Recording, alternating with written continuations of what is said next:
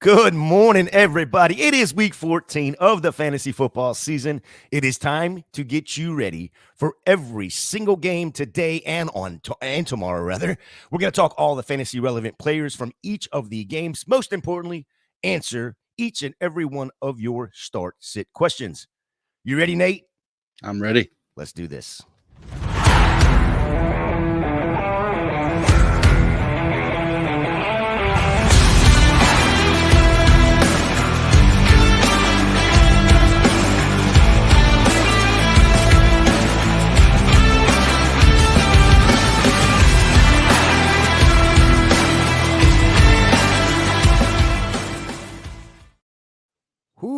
Week 14 is here. It is time for the fantasy playoffs.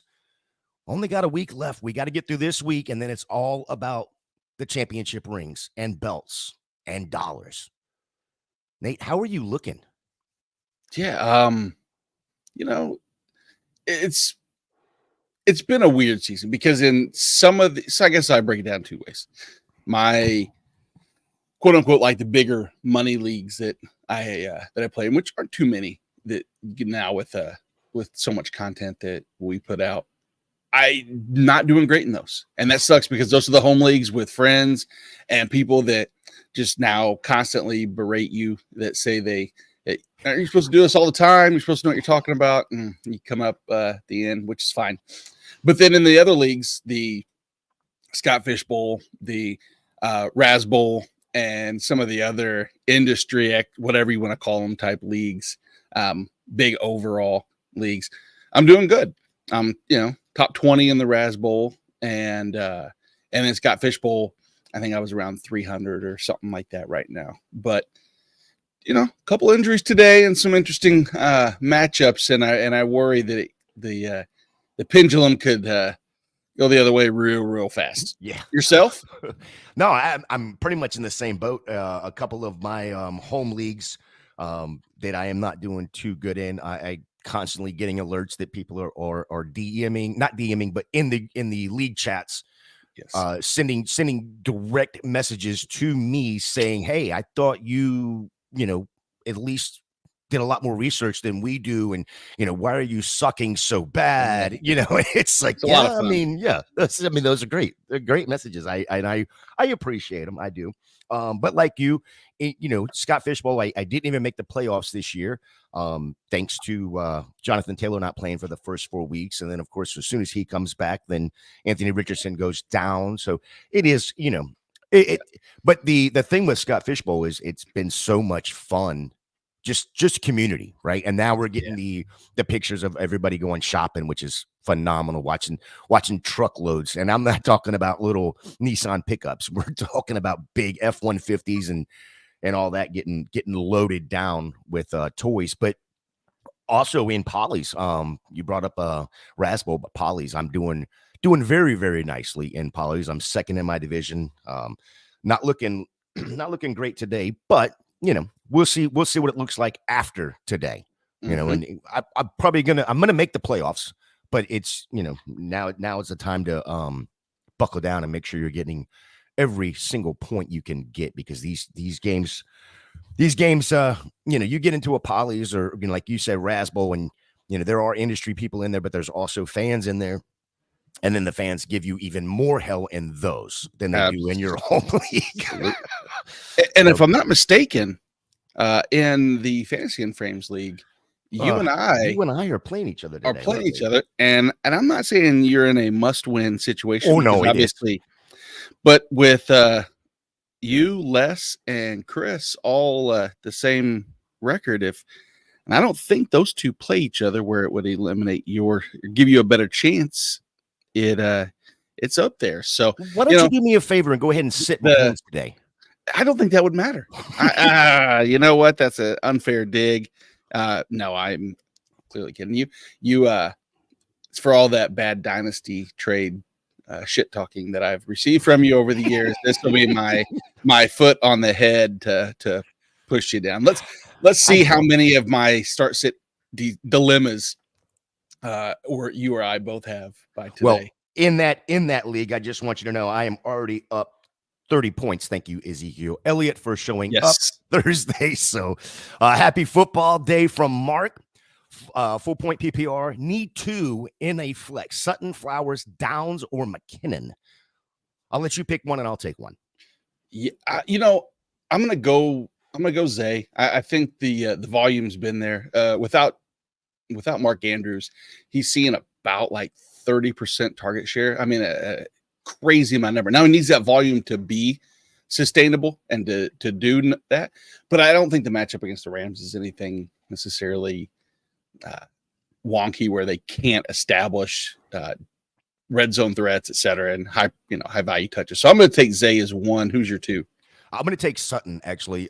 Here, when you look at what Sutton's done over the last three of the last 4 games, he's scored a touchdown and also got you at least 15 fantasy points in 3 of those 4 games as well. I actually don't hate any of these options, to be quite honest. I think McKinnon's going to get some run is in the receiving game for sure. Sure. Downs is, probably going to end up. Who's Indy playing today? I hadn't even pulled up the schedule yet. Indy is at home. No, they're on the road against Cincinnati. So, against Cincinnati, yeah. Yeah. Downs could be a factor. But I would be right there with you. Flowers and Sutton would be my 2. Would you agree with Sutton? No, I would too. Yeah. Sutton, we saw last week, even in a tough matchup, still got the touchdown. He's not just touchdown dependent. That's the nice thing too, is he's heavy volume.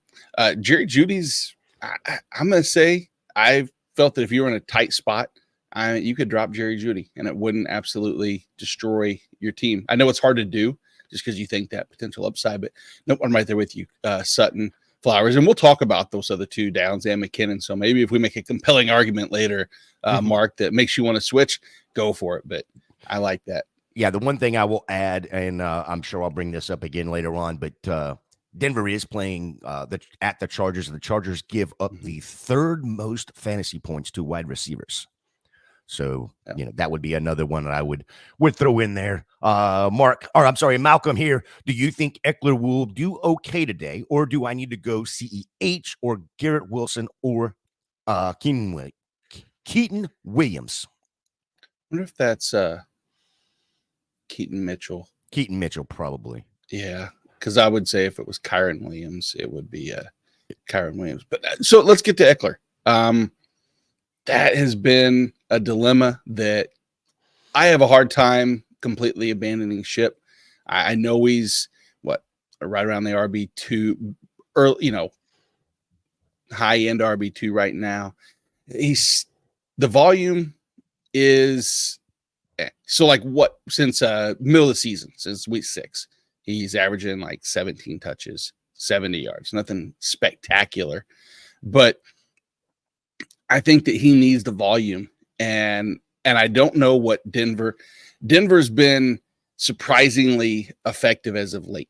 Their defense has really stepped up. I still think I'm not worried about Joshua Kelly. Let's put it that way. So I guess that answers my one question that I would have internally is, do I think that he will cede touches to someone else? No.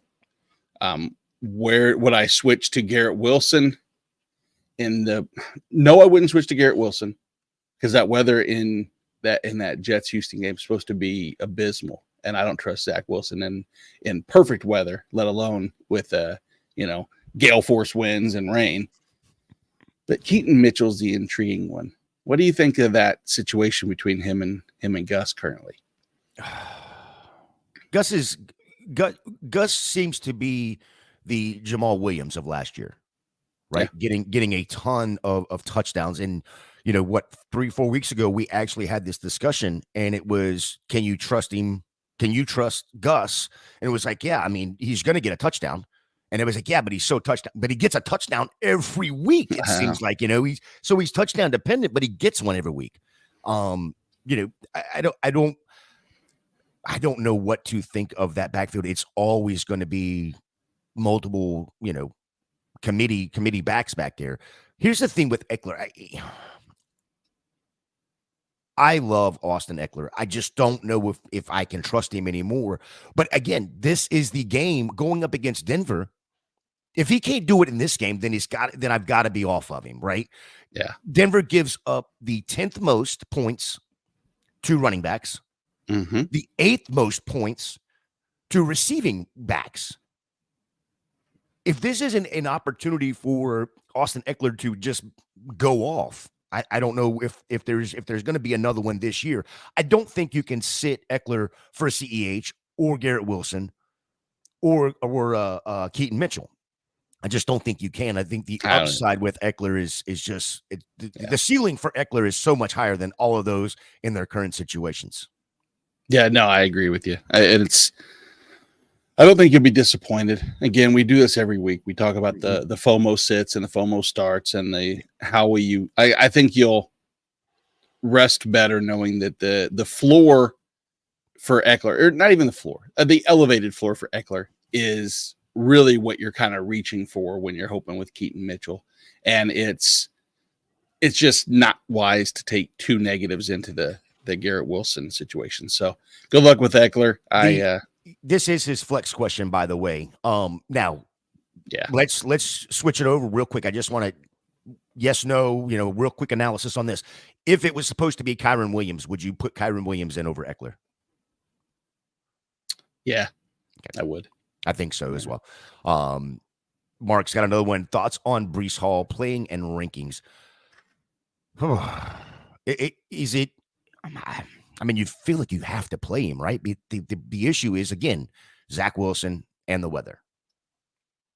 The issue is twofold. It's that, and then, he's been listed as questionable. He got a limited session on Friday with that ankle injury, and he's averaging, I want to say he's under, is he at 3.5 yards per carry even on the season? He's been very, very poor in all facets, team dynamic.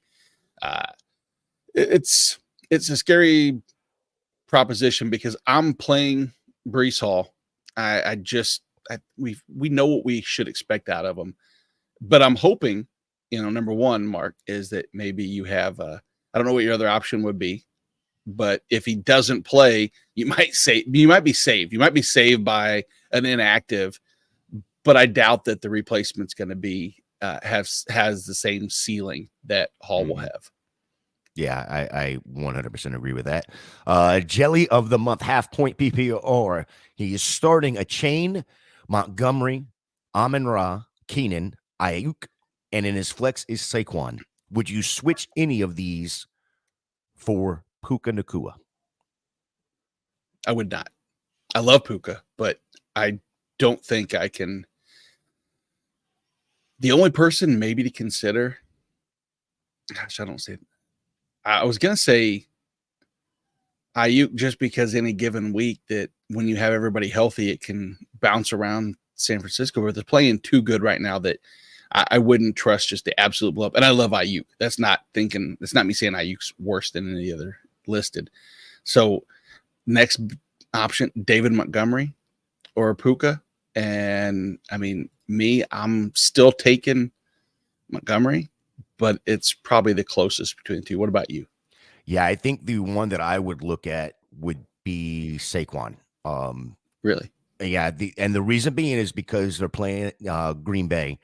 And Green Bay's D's been pretty solid over the last few weeks. I like what Green Bay's doing defensively. I can't say that I would put Puka in over Saquon, but that would be the one I would look at. I just think Ayuk's going to have a monster day against Seattle. Keenan going up against Denver. Monty and Amon-Ra just continue to just dominate up there in Detroit. And then a chain, even though he's only getting 35 to 45% of the snaps, he excels so good. He is so damn dominant and explosive that even on that limited snap share, he's an auto start. And I don't even know why you would have him in your flex. He should be up in your RB1, RB2 area. Yeah, no, good problems to have again. Yeah. But let's hope that absolutely good problems. All right, let's dive into our first game of the day. For us is going to be Tampa at Atlanta. Atlanta's favored by only 2 over under of 40.5. Who is out of this game? Yeah, Tampa's out without Devin White again, Jamel Dean. One of the big people to pay attention to, not only big for defense, but big on the field, is Vita Vea. Vita Vea is out. Obviously, that just elevates so many offensive weapons from Atlanta, or at least mostly Bijan. But huge potential loss. He was questionable, so I'll find out more as the day goes on. On the Atlanta side, Nate Landman being out is big again for opposing Rachaad White, because he's so good in run coverage, along with David Onyemata. So both those two big pieces, Caleb McGarry on the offensive line being out, definitely helps Tampa pass rush. But I don't call their pass rush much of a pass rush. No offense, Gator. Not trying to talk down on Tampa. And the game's being played in the Dome, so we don't have to worry about the weather. Yeah, it's going to be raining in Atlanta. Oh, you say they're not opening the Dome? I don't think they are. They could. I mean, 2-point favorites, 40.5 over, division. Yeah, that's a little, it's a little interesting. Yeah. That was an interesting number when I saw that, because, normally just for a home field, you get 3. So it's interesting that it's only at 2 for me. Neither one of these teams want to win anything. They've made it perfectly clear in Atlanta that they don't want to win. At least Arthur Smith has. Guess so. Desmond Ridder is not starting. Not for me, no. But he's not even, is he starting? I guess he's going to start for Atlanta, right? Is Baker Mayfield a start? Baker, so here's the thing with Baker. Last time they played the Falcons, he was a QB1, bottom tier. But he has these potential blow-up games. And, with A.J. Terrell, banged up, concussion, I know he's supposed to play, which is good for the Falcons. And Jeff Okudah, so both of their 2 top corners not at 100%. Evans doing what Evans has been doing. The running game is supposed to get started. Not that I'm using the running game to complement Baker, but I am, because Rachaad White's so valuable out of the backfield and touches. It's hard to say, like with all these quarterback questions we're going to get, we know this is, do you have better options? Are there any other options? What's your other option? But yeah, I think that if I'm starting him, I'm feeling okay. There are other options. Of course, there's probably about 12 other options out there, because I have him around QB, 13 on the week, but borderline QB1. Yeah, he was overall QB 11 in that week was that a week 7 matchup? I believe it was. Yeah. Do you think that AJ Terrell shadows Evans in this game? I mean, the last time they played, Evans got 6 for 82. So he didn't shadow completely, but it was a heavier percentage it wasn't as heavy a percentage as like what a true shutdown would be. I don't know if he's going to again. I think that they would like for him to, what we've seen out of Evans, but I still don't trust that he's going to, completely lock him down as it, kind of was expected. So I could see a very similar line for Evans in this week. All right. What are you doing with Godwin? Last time he had double digit was week 8, I believe it was. 12 targets versus Atlanta the last time, though. Can he get 6 receptions in 75 and a tutty? And that's the question. And that's where, I was pretty enamored that he had so many targets. And I wonder if that was a product of AJ Terrell, shadowing Evans at times and leaving him by himself. And when you look, though, I don't know if I can buy in completely, because right. I mean, if you had to guess if we knew in week 14, Chris Godwin was going to be the wide receiver 44, I think it would be, I am shocked. And that's with a 20% target share, So, he's getting the volume, just not doing much with that. And so the good news is the hype is there. They keep wanting to get him going. I just want to see him get more involved in the red zone. And I think that he can. I have him as a high-end wide receiver 3 this week, just because I'm kind of, like you said, weird. Like the 40-point total doesn't seem as bad as I expected it to potentially be, but inside and both these offenses could click. Yeah, that's a tough one to get going, but you know what I mean? And that we say they could click, but it honestly, it goes back to the defenses, right? The defenses are not the greatest. Pass wise, anyway. Tampa is horrible. They're like Swiss cheese, except the holes don't. The holes in Swiss cheese kind of curve around. Yeah. No, in Tampa, the holes they're straight. You can see right through every bit of it. So it's not pretty. Drake London though. God, he needs a good quarterback. He needs a confident quarterback. What are you doing with Drake London this week? When he played, what was it, wide receiver 30? Yeah. 11 points in week 7 against Tampa. And that was 8.5 point. So, yeah. So here's what I'm doing with Drake London. I'm going to start him because I have a hard time ever sitting a true alpha. And if you can give me 20+% target share, 30% plus air yard share, and be the go-to target, despite who the quarterback is, I have a hard time not finding a spot for him short of 2 wide receiver leagues or really, really crazy scoring leagues. But I don't love it. I don't. And this is what goes into the Scott Fishbowl League, I was saying earlier. He's my wide receiver 2 or 3. And, it's him and Garrett Wilson and all these other guys that I'm like, God, if they all could click at the same time, to the moon.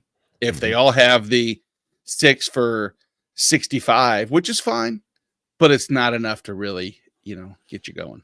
Yeah, it's so hard to sit him. He's such a good player, but it's also crazy to sit there and go, oh my God, he's getting 30% target share on a team with Kyle Pitts, with Bijan Robinson, Arthur Smith. Oh, guy. Way to go. Is it Otten or is it Pitts today? Which tight end are you starting if you have those 2 options? Yeah, if I have both of the options, I would probably go Otten just because Atlanta's been, the last month they've given up the 5th most, 6th most points to tight end.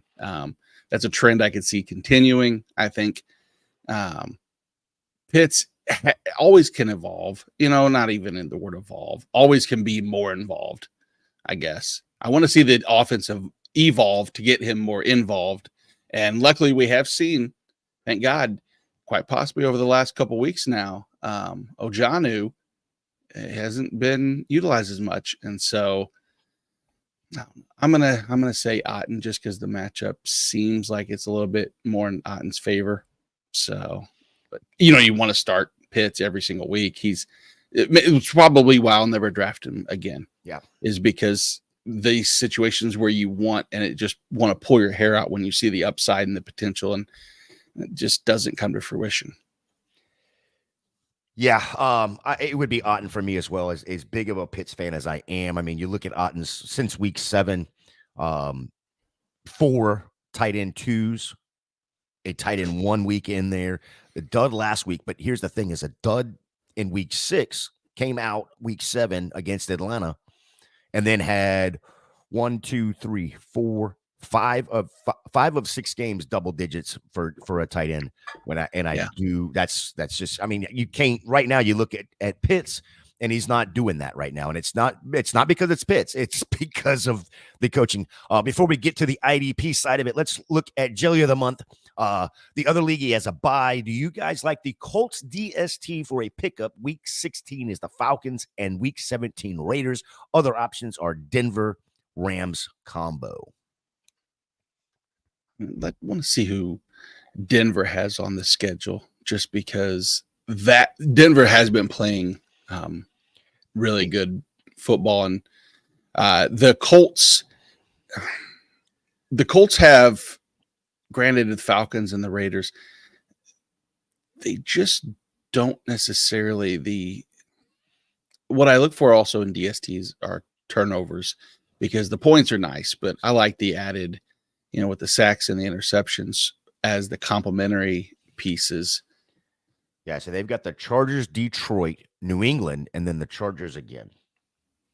Denver does. Yeah, I'm probably going to lean Indy then, since he's on the bye and he doesn't have to worry about that, and just go 16-17. Falcons, I don't see putting up monster game. I mean, it could be 18-20 against them, but the likelihood that it's anything more than that or complete shootout is unlikely. And the Raiders, we know that's not going to happen too. Nathan, good morning, Nathan. Herbert or Fields today? I have Fields over Herbert.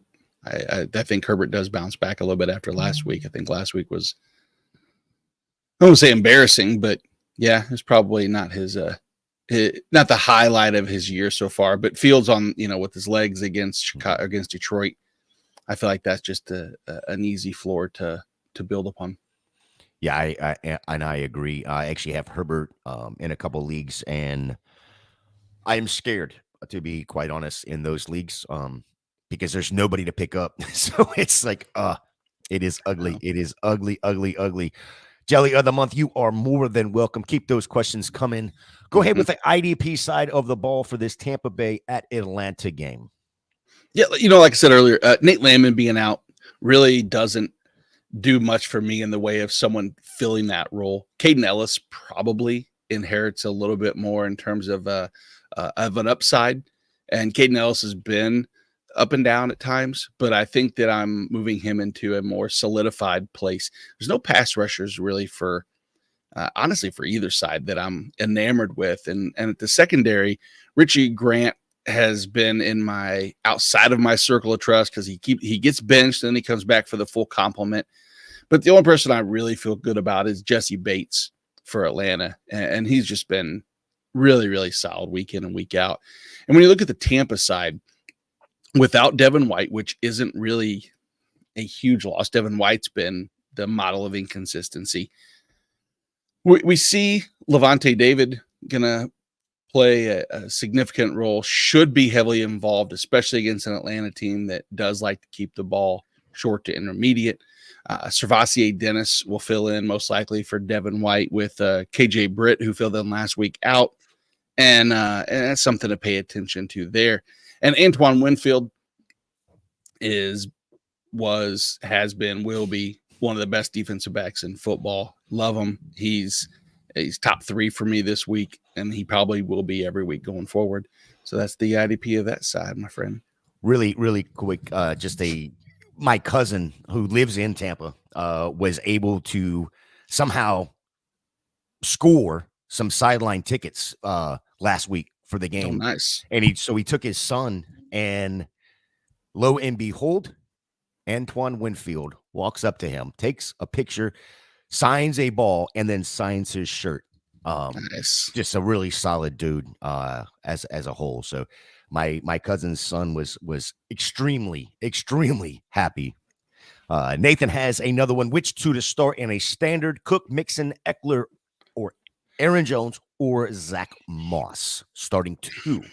Okay. I'll say Moss is 1, and I can't believe that here we are, week 14, that if you gave me the list of names in week 1 of these 5 to choose from, and the first option I would give most comfortably is Zach Moss, that's fantasy football for you. That's a crazy world we live in. Who would you go with 2? Because it would be Cook for me. Yeah, I just think since Brady's taken over as OC, it's been 2 great weeks for him compared to what he's had in the beginning. It's funny because I think, as you said, if this question was given to us in week 1, it would have been smash Eckler, smash Aaron Jones here, right? Absolutely for me. Yep. Yeah, insane. But it's Cook and Moss. I do believe. I think Moss is going to get a lot of volume. He got it last week. Just the numbers didn't show up. But I think this week is going to be it's going to be a very, very profitable week for Moss. And I do like Cook going up against the Kansas Chiefs. City. Yeah, Kansas City D. Yeah, me too. All right, game number 2 on the slate for us is going to be Detroit, favored by 3.5, at Chicago, over under of 43. What do we have for injuries, sir? Luckily, not as many as the last game. Really, the only one of note is starting center for Detroit, Frank Reich now, for start interior lineman. And then as far as weather-wise, so we're going to Chicago. Obviously, it's second week of December. We're expecting it to be cold, snowy, windy, gross. Not quite so bad. Cold, yes. Windy, kind of. But not to the point where I think it's going to completely impact either side. But it's Chicago, and anything can change at the drop of a dime. Yeah, I mean, it's. Are you going to start? We talked about Fields and Herbert, and we're going, of course, Fields over Herbert. What about Goff and Herbert? I mean, I'm Goff in Fields. Yeah, that's the one spot where I have this issue. Is like I know that Goff, every week he's right there. He's just on that cusp. Like, do I think there's someone behind him that has top 5 QB, overall upside? I don't see someone this week that I really feel that confident with, especially with the blend of matchups and weather. There's not one person that really stands out that would be streamable that I would start over Goff if Goff is my number one. But if I'm looking at and I have, here's a good question: Goff versus someone like Baker Mayfield, or Goff versus someone like CJ Stroud. That's a good question there, because that's the true weather, bad situation, bad team, defense to go against. I would say I would take Baker over Goff this week. Would you? Probably not. I would probably take Goff. But I can you can convince me to take Baker over Goff, because it is, I think they're really close, and I think it's really just it's a toss up. Atlanta, with Atlanta not having some of their secondary, the Bears have been okay against the passing game. I think it's really close, but I think I would lean Goff. But it's, like I say, it's a lean, and I can be convinced to go back the other way really easy. Yeah, really, really easy. Okay, CJ Stroud's going up against the Jets. I know. Very nice defense. You taking Stroud over Goff? At the end of the day, when it comes to my actual finger hitting the button to put in someone over, it's still leaving CJ Stroud in. And it's hard, because I think that if it really comes down to it, if I had to put like true gut feeling, my gut says Goff's going to outscore CJ Stroud this week. But I have a hard time trusting my gut on a play like that Stroud has continued to impress us. He's defied everything that we've always said each week is, he can't, Tank Dell looked good this week, but he can't support him and Nico. And, at some point it has, can buck the trend, but he has 2 major hurdles. This will be one of the biggest tests, I think, that we'll see out of the already rookie of the year, an already, blossoming star in this league. But man, nasty weather, tough D, losing pieces from his offense and Tank Dell. It should be something to go. Yeah, listen, the whole CJ Stroud rookie argument, we can throw that out the window anymore. I mean, this kid has been phenomenal. I'm with you. It's Stroud over Goff. The hell with the weather, the hell with the best defense, I mean, it's I understand he doesn't have one of his best weapons in Dell, but listen, I was already pretty high on Stroud coming into the year. I thought he was, clearly the number 1 quarterback in the draft, or should have been. Where I was absolutely convinced that I was correct was a couple weeks ago when Houston was in Tampa with just over a minute on the clock. They had the drive and get a touchdown to win, and he just did it with just complete poise. I don't think anything scares this kid. Yeah, and I'm not sitting him for anybody, including your mother awesome, nature. including Mother Nature. Is it Gibbs or Monty, or are we playing both today? I think both will find their way into people's lineups. I think Gibbs is the one that I trust to have the better week that without scoring a touchdown. And I know that's, it is what it is because that's what David Montgomery does. Mm-hmm. But I'm going to say just as a whole, if I had to start one between the two, I would start Gibbs over Montgomery. But it is they're both more than capable of being in your starting lineup. Yeah, I guess looking at the other side, is it Herbert, Roschon? You starting either one with any confidence? No, not starting either. I don't want to start either one. I know you may have to start something if you're in a super pinch, but Detroit's already tough against the run. They get some help, some pieces back from injury. Like really, it's Alex Anzalone. Let's not get too carried away. But compliment wise on defense, they're set. I don't know. I feel like you can find better options than trusting which hand's going to get hot. It also sounds like Foreman's going to be here, or is going to be available. See, and that just muddies it. Yeah, that one there. I think if you have to, when you have Foreman, I think Foreman's the one to play here, right? Because I think with or without Fields, he's been okay. Where you got these other guys that depending on who the quarterback is. And it's and Foreman's not as game script dependent. I feel like he's capable and from behind or ahead. So whereas Roschon just really is game script to come in. DJ Moore, Amon-Ra, St. Brown definitely starting. Anyone else? Cole Kmet. I mean, he's a tight end one just because the tight end landscape is so bad. But I mean, I have to start Kmet in some where in super deep flex leagues where 14 team leagues and I lose a person. Yeah, I think that it's not unlikely that he will be touchdown dependent like every tight end always is, except for Samuel Laporta on the other side. But he has some positives. If you red zone targets, top 10, right around there in target share and all the positive metrics. The question is going to be does he get the high value touches when need be to really elevate that tight end one floor? So he'll either be tight end 11 or tight end 3 if he's gets a touchdown. Jameson Williams, is he just too boom or bust to even play right now? Yeah, I don't trust the volume. It just I mean I know it's there. We see it. It's on display every week. When he puts the balls in his hands, he looks dynamic and could take it to the house at any given point. But that's the unfortunate thing is you have to figure out in such a low percentage of participation how many of those limited touches will he take, and I just don't want to risk it. Yeah, his max on the year was 6 targets, and he didn't catch any of them, and that was at Baltimore back in week 7.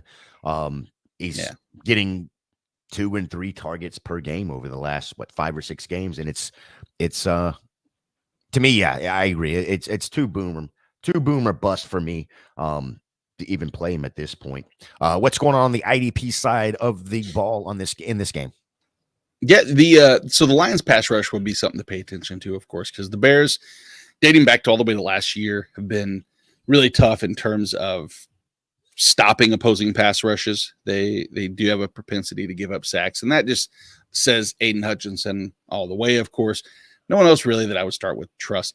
At linebacker, though, is one of the areas where, so I said earlier, Alex Anzalone, he's returning. So what that means is most likely he takes on the full-time role against Chicago. Chicago's very generous to opposing linebackers. So it's a good matchup for Anzalone.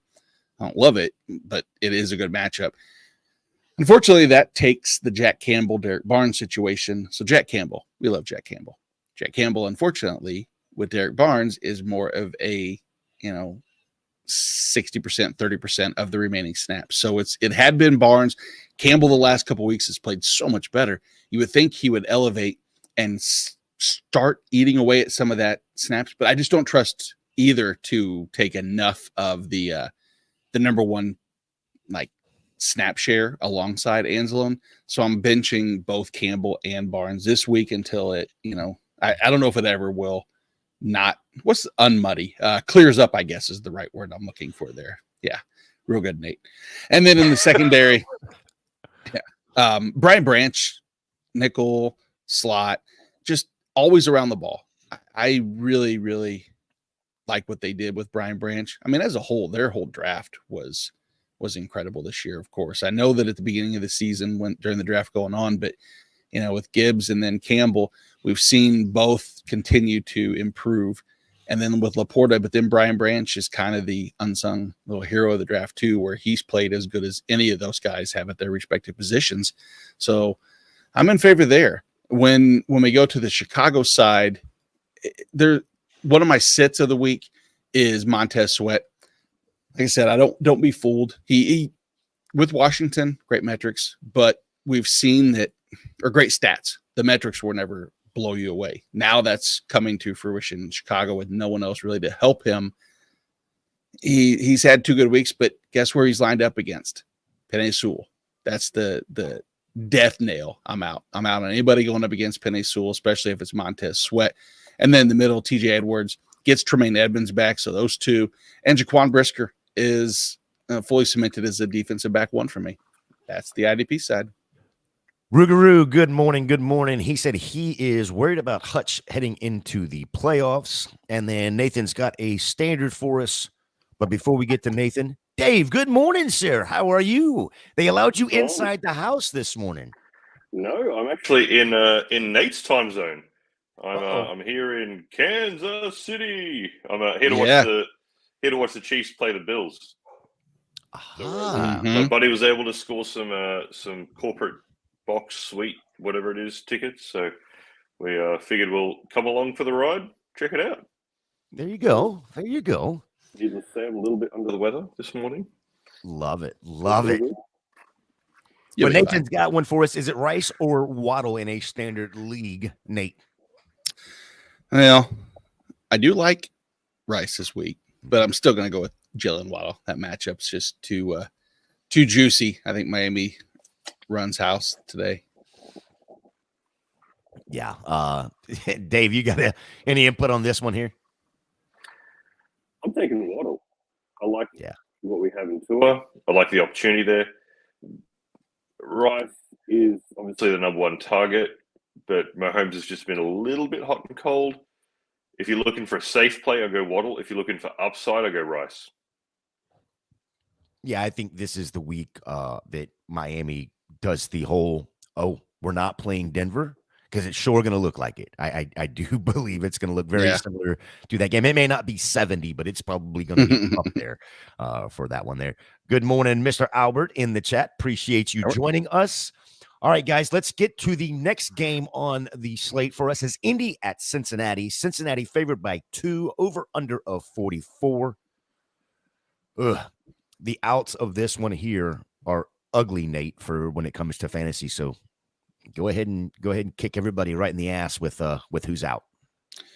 Yeah, I mean, Jonathan Taylor's we've come to terms with that now. Juju Brent's come to terms with that. He's been out enough. EJ Speed, linebacker wise, though, that's not a huge loss, but it's a huge loss for people that were savvy enough to grab him when Shaq Leonard was released. Would you drop Taylor? Let me ask you that. Let's say you don't have enough bench space. Would you drop Jonathan Taylor? So, I think this question... He comes back, week 16, 17, best case, right? Are you happily firing him up in lineups? So if it was a ACL or MCL strain or an ankle injury, no, I would probably just drop him. But non-lower body related, and I think I would have to look up his matchup, but I think his week 16 and 17 matchups are great. Like enough where I would put him right back in. It's Atlanta and Vegas. It's like, gosh, that's really enticing. So but that's the thing. If you don't have limited space and you have to make a move, Dave, and if you don't, do you even make it to week 16 or 17? I would rather, I don't know. I guess I would rather drop them and make sure that I get to a spot where maybe I can be proactive and pick them back up if someone else, because at some point, if you get to week 16 and 17, it's really only you and 2 other people that should be able to make moves. That's a whole different argument. Not going to open up that can of worms. Heaven forbid I get people mad at me that want to pick up when you're playing for 12th place, that you want to pick up Jonathan Taylor to screw the person playing for thousands of dollars potentially. But hey, whatever. I'm not trying to make an argument for it, but neither here nor there. We can argue about that.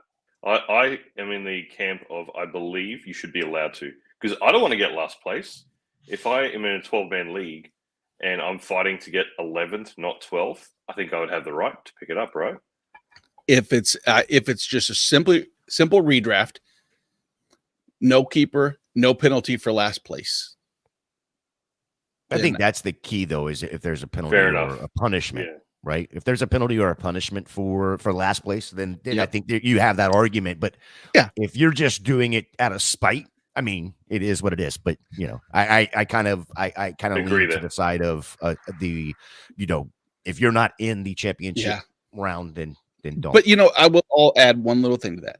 It's that type of mentality, though, that I want to almost let people pick it up. Because if a person who's playing for 11th or 12th place says, I don't want to get 12th place, I want to make moves, those are the type of managers I want in my league. Yes. So I hate to ever make a rule that doesn't want to have them involved. So it's you want to build, you want greed and competitiveness and to separate enough. Listen, it only bothers us if we're the one that can't pick them up because we're fighting for the championship. If I'm in 6th place, I could care less if the 12th. I don't give. Do it.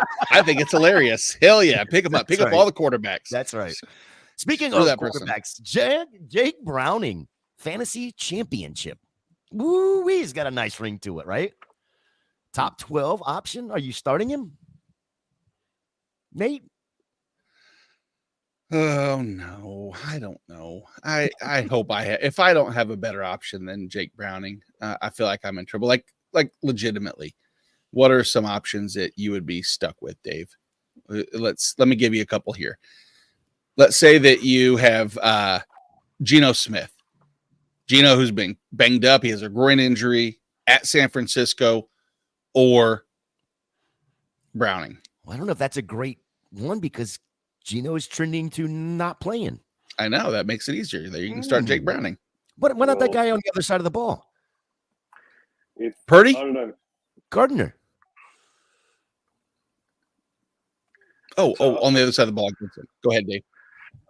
I don't know, man. I mean, if it's Geno or Browning, you got the groin injury, unintended. I don't want to get kicked in the nuts with Geno. Exactly. So I think I'm going to go Browning. I was actually looking up some stats. So Browning actually has some national records. I think in high school he threw for some absurd number. I'm going to butcher it. I think it was 91 touchdowns. 91. 91. It was 80 or 90. 91 touchdowns. He was actually 6th in the Heisman run, whatever year it was. But he had some big shoulder injury, which put him off. So he's talented. He's got a lot of talent. Yeah. As crazy as it sounds, if you look up Browning's stats, it's pretty wild, man. He was a pretty high prospect. If he didn't get his shoulder injury, I think he's going maybe 2nd round of the draft. So I don't know. I think I'm going to go Browning. He looked good in his first start. I mean, he was dropping dimes all over the place. Yeah. Hey, your stat is absolutely correct. I mean, 91. He threw for 91 and then ran in another 5. Yeah. Jeez. That's wild. Yeah, it was. What are you starting Gardner over him? I'm assuming the answer is yes. Yes, it is yes. Gardner has not been not that a lot of people had expectations from Gardner, but he's not been a serviceable fantasy option, especially considering the Colts just rely on the run game and they're typically trailing. There's just not enough opportunity for him to throw the ball. And I don't trust him having to throw the ball deep. So probably not. I don't want to go in. Right now, this is the week where you're fighting for playoffs. If I'm fighting for playoffs, you've either got to go for it all, just win or go home, right? I don't think Gardner Minshew is a win or go home QB fantasy numbers guy. Yeah, I want to agree with you, but man, you look at last week. I mean, I know it was Tennessee. The last 2 weeks, he has thrown the ball 40 plus times in both of those weeks.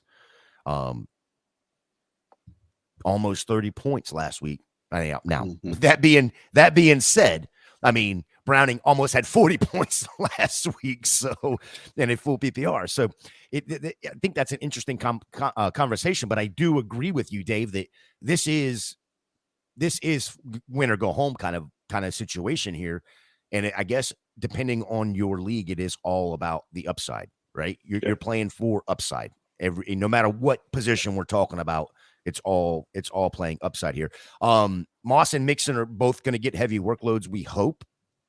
Are they both automatic starts? I think Moss is for sure, right? But is Mixon an auto start?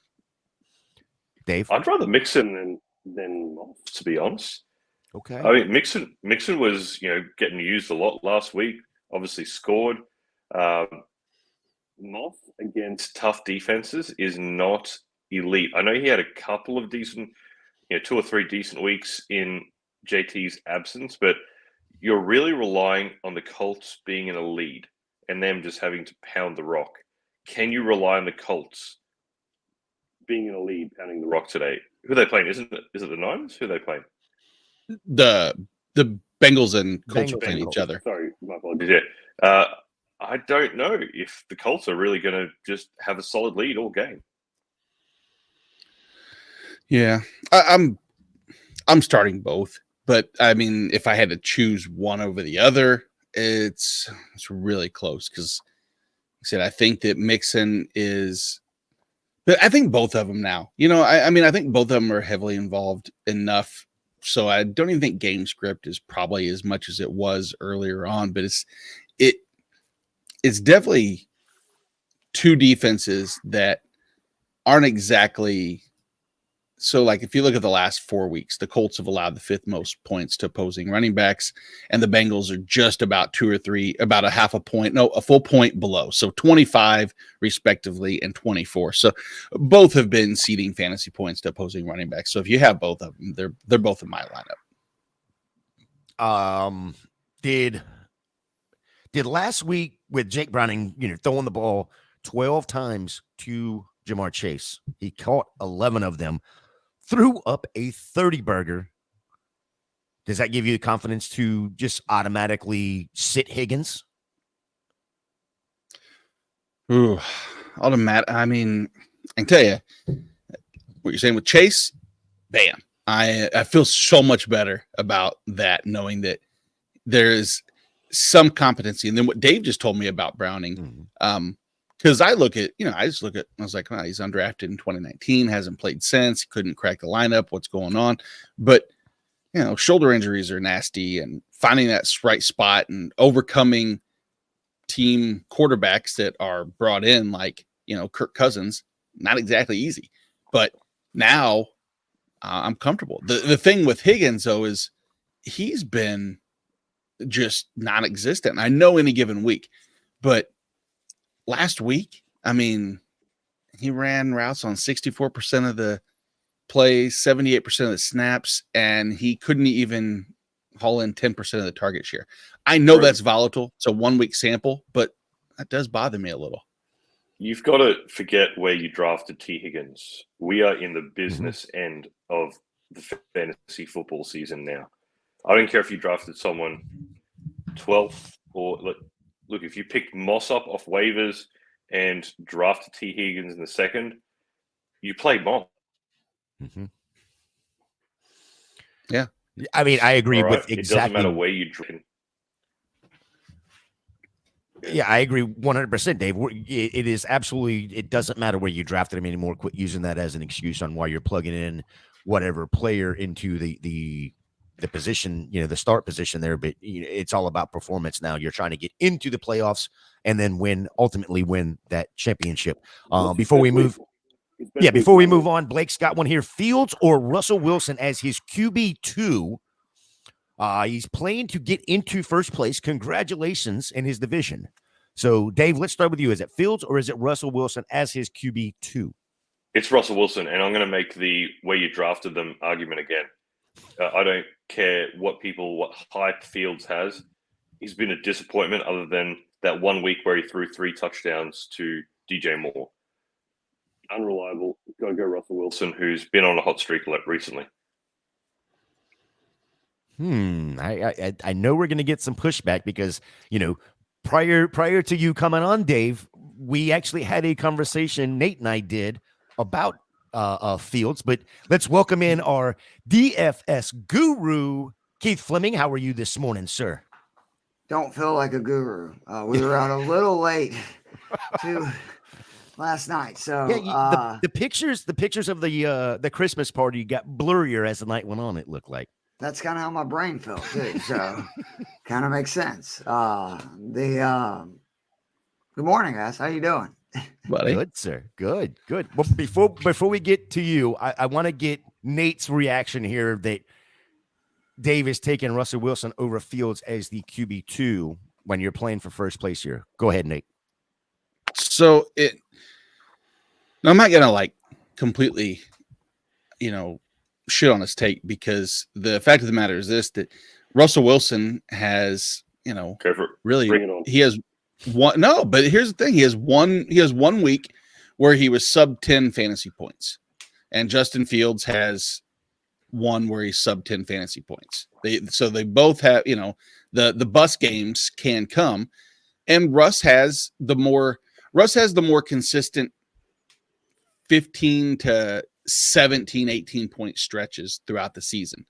Fields has the more upside, the 28, the 30s, the high 20s. And how many of those have came with DJ Moore?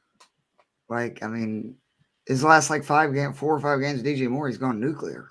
Mm-hmm. He's 245 rushing yards his last 4 games, 9 passing touchdowns. Fields is, a great play, in my opinion, the rest of the way. I have him in a ton of DK lineups today.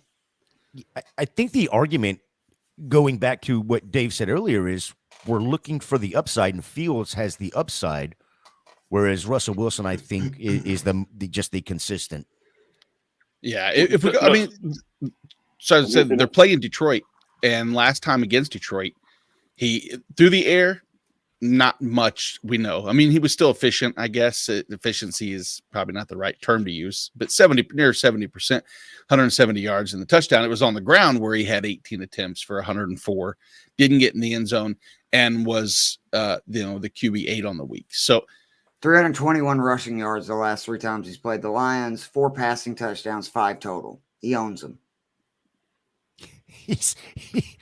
So Aaron Rodgers owns the Bears and Justin Fields owns the Lions. Is that what you just said? Yeah. This is it. It's a what have you done for me lately thing, right? Russell Wilson, if you just take the last, say, 5 or 6 weeks, has been more consistent. Now, if you're just needing a win and needing some regular numbers, the safer play is Russell Wilson. But like you said, Fields has that.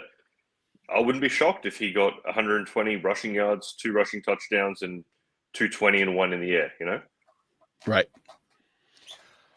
I guess Nate, I missed it if you said it, but my argument would be a couple weeks ago when Fields played Detroit, he was QB8. Right. It was on the ground. Not great passing, but on the ground. It was just that, and I think that's where Fields has the advantage in this one here.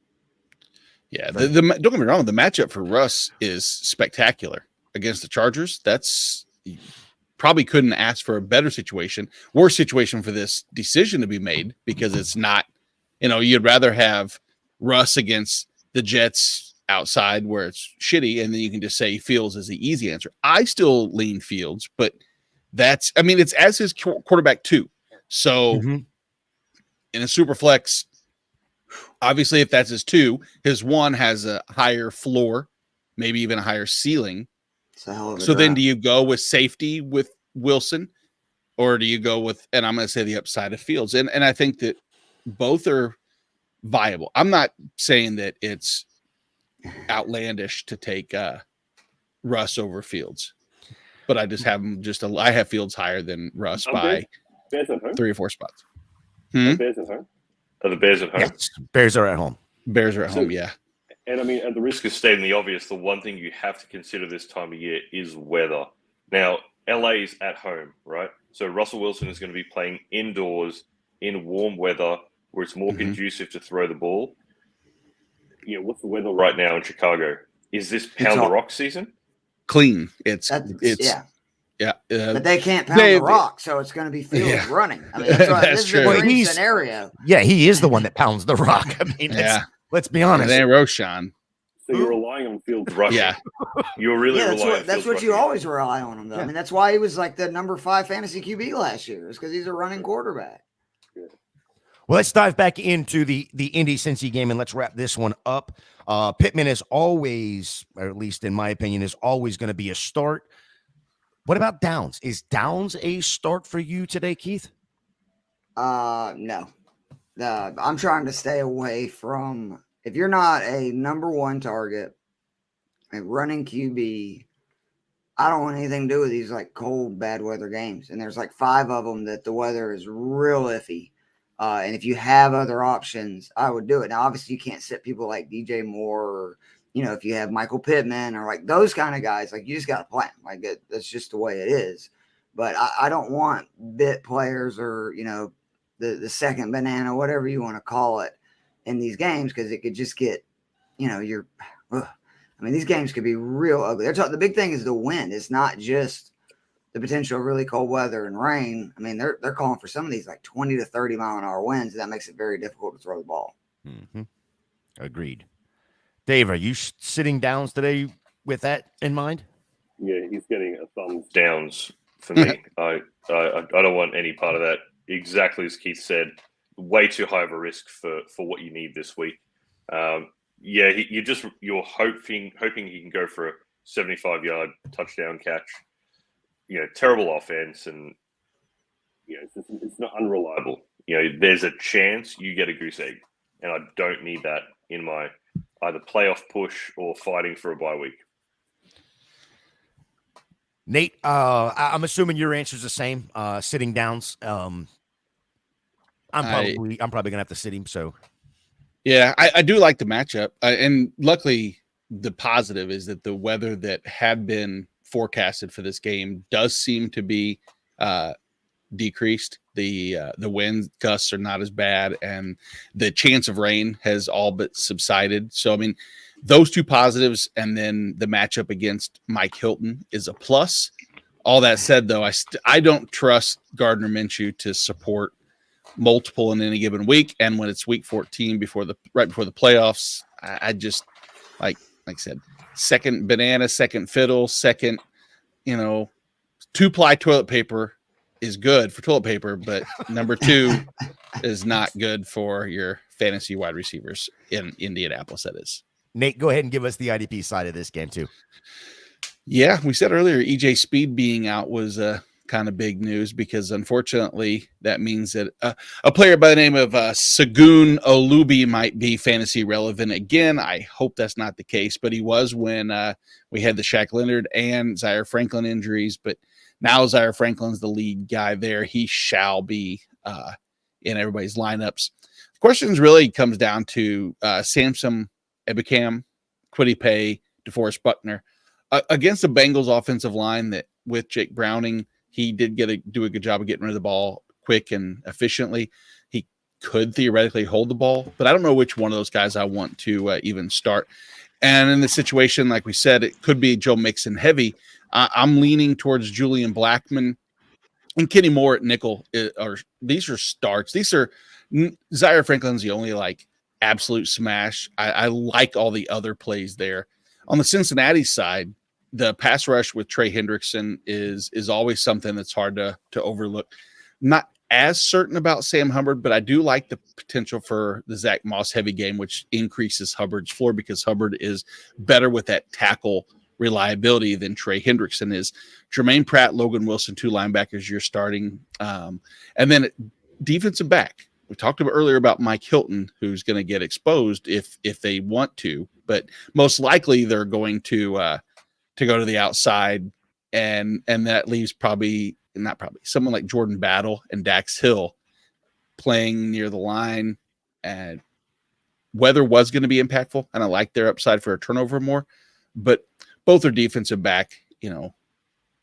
Dax Hill 1, Jordan Battle 3 defensive back. So that's that IDP side.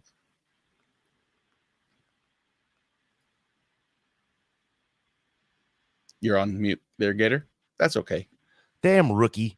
I tell you, Rookie. before we move on from this game, I do want to get over to Keith. We've talked about 3 games so far: Tampa at Atlanta, Detroit at Chicago, Indianapolis at Cincinnati. Keith, any of these games DFS worthy? Yeah. Actually, that's pretty much most of my, I think, cash game plays this week, or a lot of them. I do really like Ritter and London in the Tampa Bay game. The Falcons splits at home and a road are just, it's really wild. The Atlanta offense averages almost 26 points per game at home. They average like 12 on the road. They throw for 260 yards passing at home. It's like 150 on the road. Drake London, much different receiver at home, averaging over 8 targets, 6.5 receptions, like 90 yards in home games since week 1.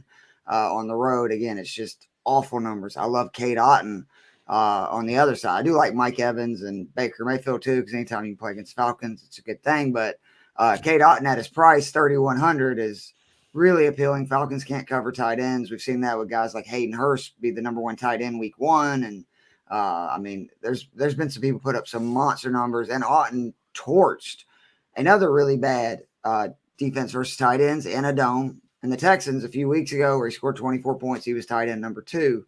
The Bears game, it's going to be hard for me not to have Fields this week at 6,800. The rushing upside, again, 321 yards. He's basically ran for 100 yards in 3 straight games versus the Detroit Lions. We saw a mobile quarterback, and Jordan Love just torched them.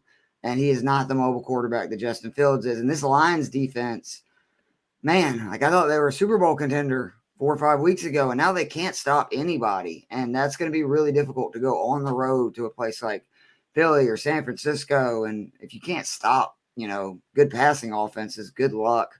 And it's not like the Bears have a good passing offense, but DJ Moore and Fields have this unbelievable connections. Like Moore's last 4 games, I want to make sure I get this right because it's just absolutely ridiculous. All right, his last 4 full games with Justin Fields, 10 targets, 8.5 receptions, over 140 receiving yards per, averaging 32.52 points per game on DK, 6,500 this week. Against a defense that has allowed 9 touchdowns to number 1 receivers in the last 4 weeks. So, again, really like Fields, like Moore. But the guy I really will have in every single lineup is somebody that last week everybody was right about, and we looked dumb. Like, it's just, it happens. It's like with poker. Sometimes you can do everything right, and you can kind of look dumb. Like, it just doesn't work out. That was Zach Moss. He was 4,600 on DraftKings. I was beating my chest and telling everybody you got to have Zach Moss in your lineups, and you did. It was too good of an opportunity and price.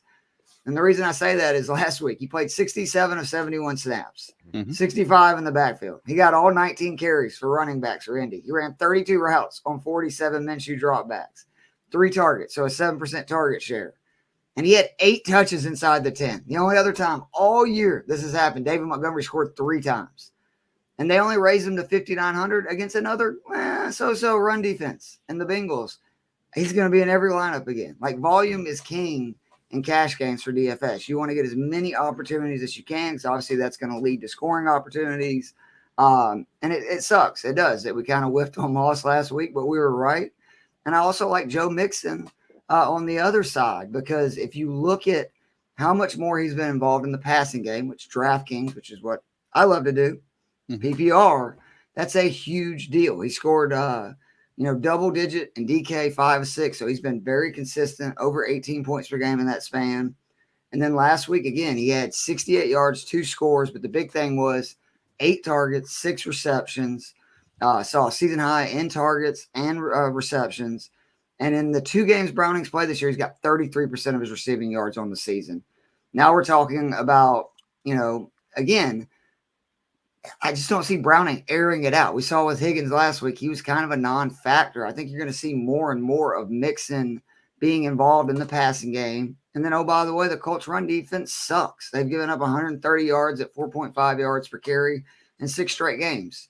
You got 9 running backs that have scored a touchdown in those 6 games. So I actually like running both of the running backs in that game as well. But it's just funny. Those 3 games literally that's probably 8 of the 15 guys that I'm playing most of my cash games this week. Yeah, the one question I would have for you when it comes to the guys you just mentioned would be looking at the price. Is K. Dotton the one you play, or is it Isaiah Likely, or is Isaiah Likely just going to be too, when it comes down to it, is he just going to have the ownership is just going to be too high on him, and that's where you take the advantage and go to Otton? Otton has seen 33 targets his last 7 games. He had 0 last week. So if you look at that means he's consistently seeing 5 to 6 targets. And then the big thing for me is he's seen 11 red zone targets his last 5 games. Likely, if he gets 6 targets, Likely is as safe of a play as there is. I think he's averaging like almost 11 points on DraftKings when he's seen at least 6 targets in his career. But I just don't. Who knows? You can see the Ravens. Their offense is so weird to where, like, I know the Falcons are going to do a decent job of shutting down Rachaad White in the run game. Godwin, no offense, is just, I think, washed. So basically, I expect Evans to probably pop off because he's Mike Evans, and again, it's the Falcons secondary. And I see it week after week. Tight ends are wide open all the time versus our defense, and I just don't understand. This is not something just from this year. Last year was the same deal. Like, we can't stop freaking tight ends. You look like Dalton Schultz, monster game versus us. Hayden Hurst, monster game versus us. Trey McBride, monster game versus us. And then we also kind of saw what Otton's going to do versus this team, outdoors, not in the dome, where the Falcons are much better offensively, where he scored 9 points, which at 3,100, I'll take that all day in a cash game. So I'm just trying to hit 3 times the price. I think it's a safer play. I think the Rachaad White, distrust might be overlooked, because you talked about their ability to stop the run, and typically the Falcons' ability relies on 2 major components of that defense: Nate Landman and David Onyemata, both of which are out. I think Rachaad White has a very good opportunity this week to take advantage of 2 weaknesses that were strengths for the Atlanta Falcons defense. I'm not saying that it's going to be a guarantee, but no, I like that, because in PPR, you're getting, obviously he's going to catch passes too. That's a very good point. 2 things. Now, again, like you said, the Falcons have been really, really good. If you look at the last month, they're the second best team against opposing running backs, but they haven't been without those 2 pieces. So I'll be intrigued to see if that's something Tampa can take advantage of. Let's jump to Dylan's question, Dave. What do you think here? Real quickly, with the Falcons, Are they starting the Riddler or Heineken Brewery? They're starting the Riddler. Yeah. the Riddler. Okay. Yeah, I don't like that. Yeah, jokes I on don't you, either, Steve. but again, for fantasy, they're really, like, he's really good at home, and so is London. Now, if you're talking about, do I feel good about us winning the game? Hell no. But I do feel good about those guys in fantasy. Ritter's scored 20-plus points in 3 of his last 4 starts at home. And again, London's had 4 of his best 5 performances in his last 4 home games. So for whatever reason, it's unbelievable. I went back and looked at it. We're averaging 5 yards per attempt on the road, 30 pass attempts for 150. At home, it's 35 attempts for about 255 yards. I just feel safer with Heineken. He throwing the ball. For sure. Yeah. Let's get over here to Dylan's question. Dave, I'll start with you. Start, sit question, both full PPR. Number 1, he's got Stroud at the Jets, or is he Fields at the Lions? And then number 2 is his running back question: Ford at the Jags, versus the Jags, Singletary at the Jets, or CEH versus Buffalo. So if you have CJ Stroud, you're playing him. I don't care who else you have as your option. You play CJ Stroud. That's an absolute no-brainer. As far as running backs, I know it's a little bit crazy, but I don't want single carry. Leave him on my bench. Give me CEH. I want the upside with him. People forget CEH was a first-round fantasy draft pick a few years back. He's a dual threat running back. I understand he had a bad year last year, but this is his prove-it chance. I think he's just going to absolutely punch it in today. And here in KC, and it's cold as balls, so I'm guessing they're going to be pounding the rock a lot. I can see him getting 20, 25 carries, and I wouldn't be shocked if we get 100 yards and a couple of touchdowns. That is a San Diegan saying it's cold as balls. It's brisk, far from cold as balls. It's not that bad. It was worse, and it's 40-something degrees already. And it's trending. In Georgia, that's like we're running to get milk and bread. So, well, exactly, but not to Kansas City, folks, or Buffalo. North Georgia up there, you guys as soon as the clouds turn gray, you're like, oh my God, it's falling. I mean, they do it down here too because of all the craziness with this weather that we've had. Well, the only thing I love the CEH.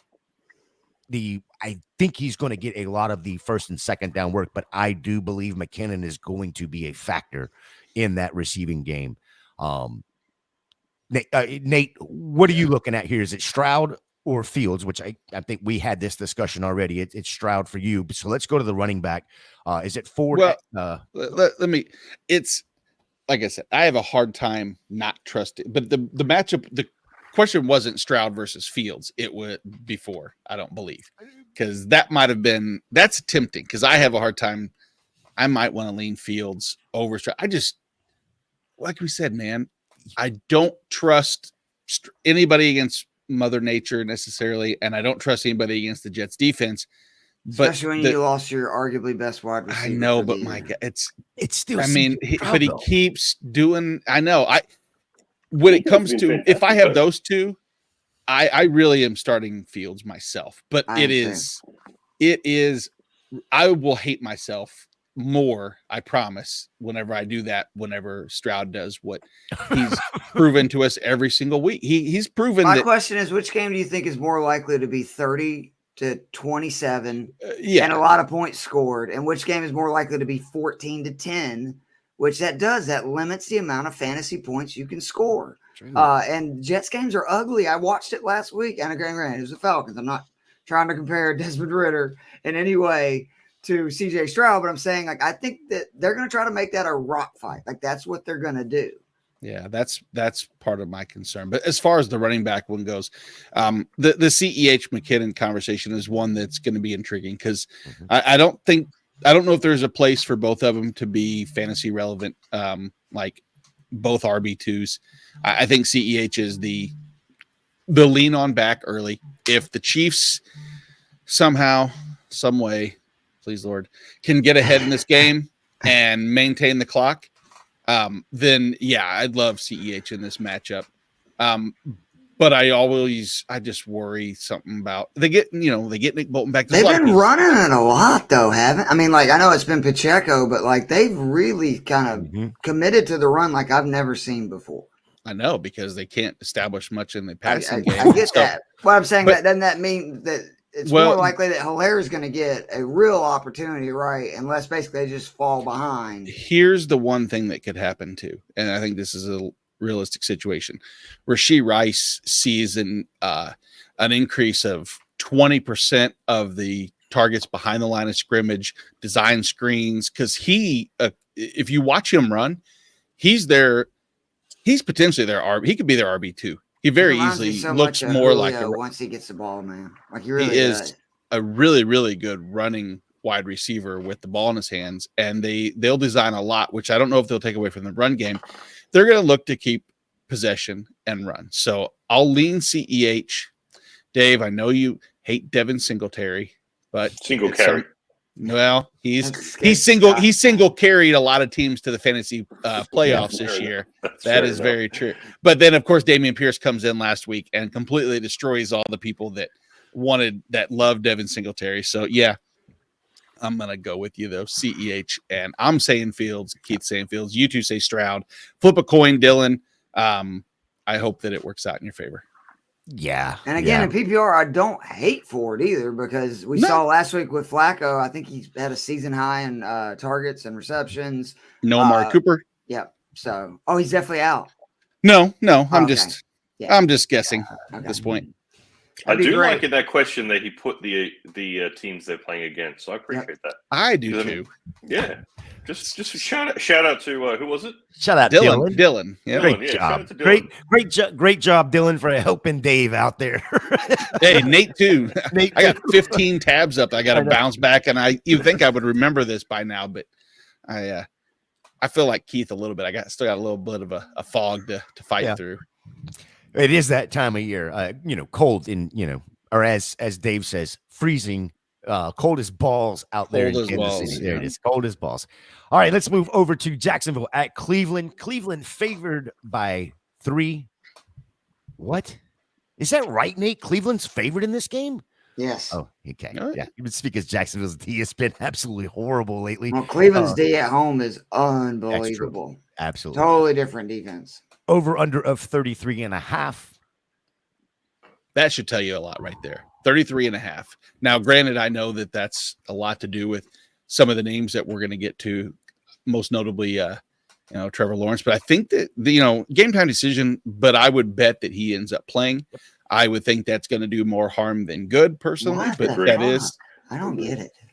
why they're playing him. Yes. It's stupid, but whatever. Yeah. Either way, You no. You want to make playoffs, and you're going to risk. I mean, who's their backup quarterback? CJ Right, Beathard. Method. And honestly, I don't think with- that's. The Browns aren't going to outscore you either way. Just try to go out there and win with Yeah. your defense. Jesus. Like, I don't They go get to the it. playoffs. I think Like, that's so the, why that's risk the it? issue, right? Yeah. The Jags defense has been iffy at best lately. I think you say the same thing about the Browns offense. So Exactly. So it's about the movable object versus the stoppable force. So it's going to be which playmakers can make the most effective. Speaking of playmakers, Christian Kirk's out. In the secondary, Tyson Campbell's out.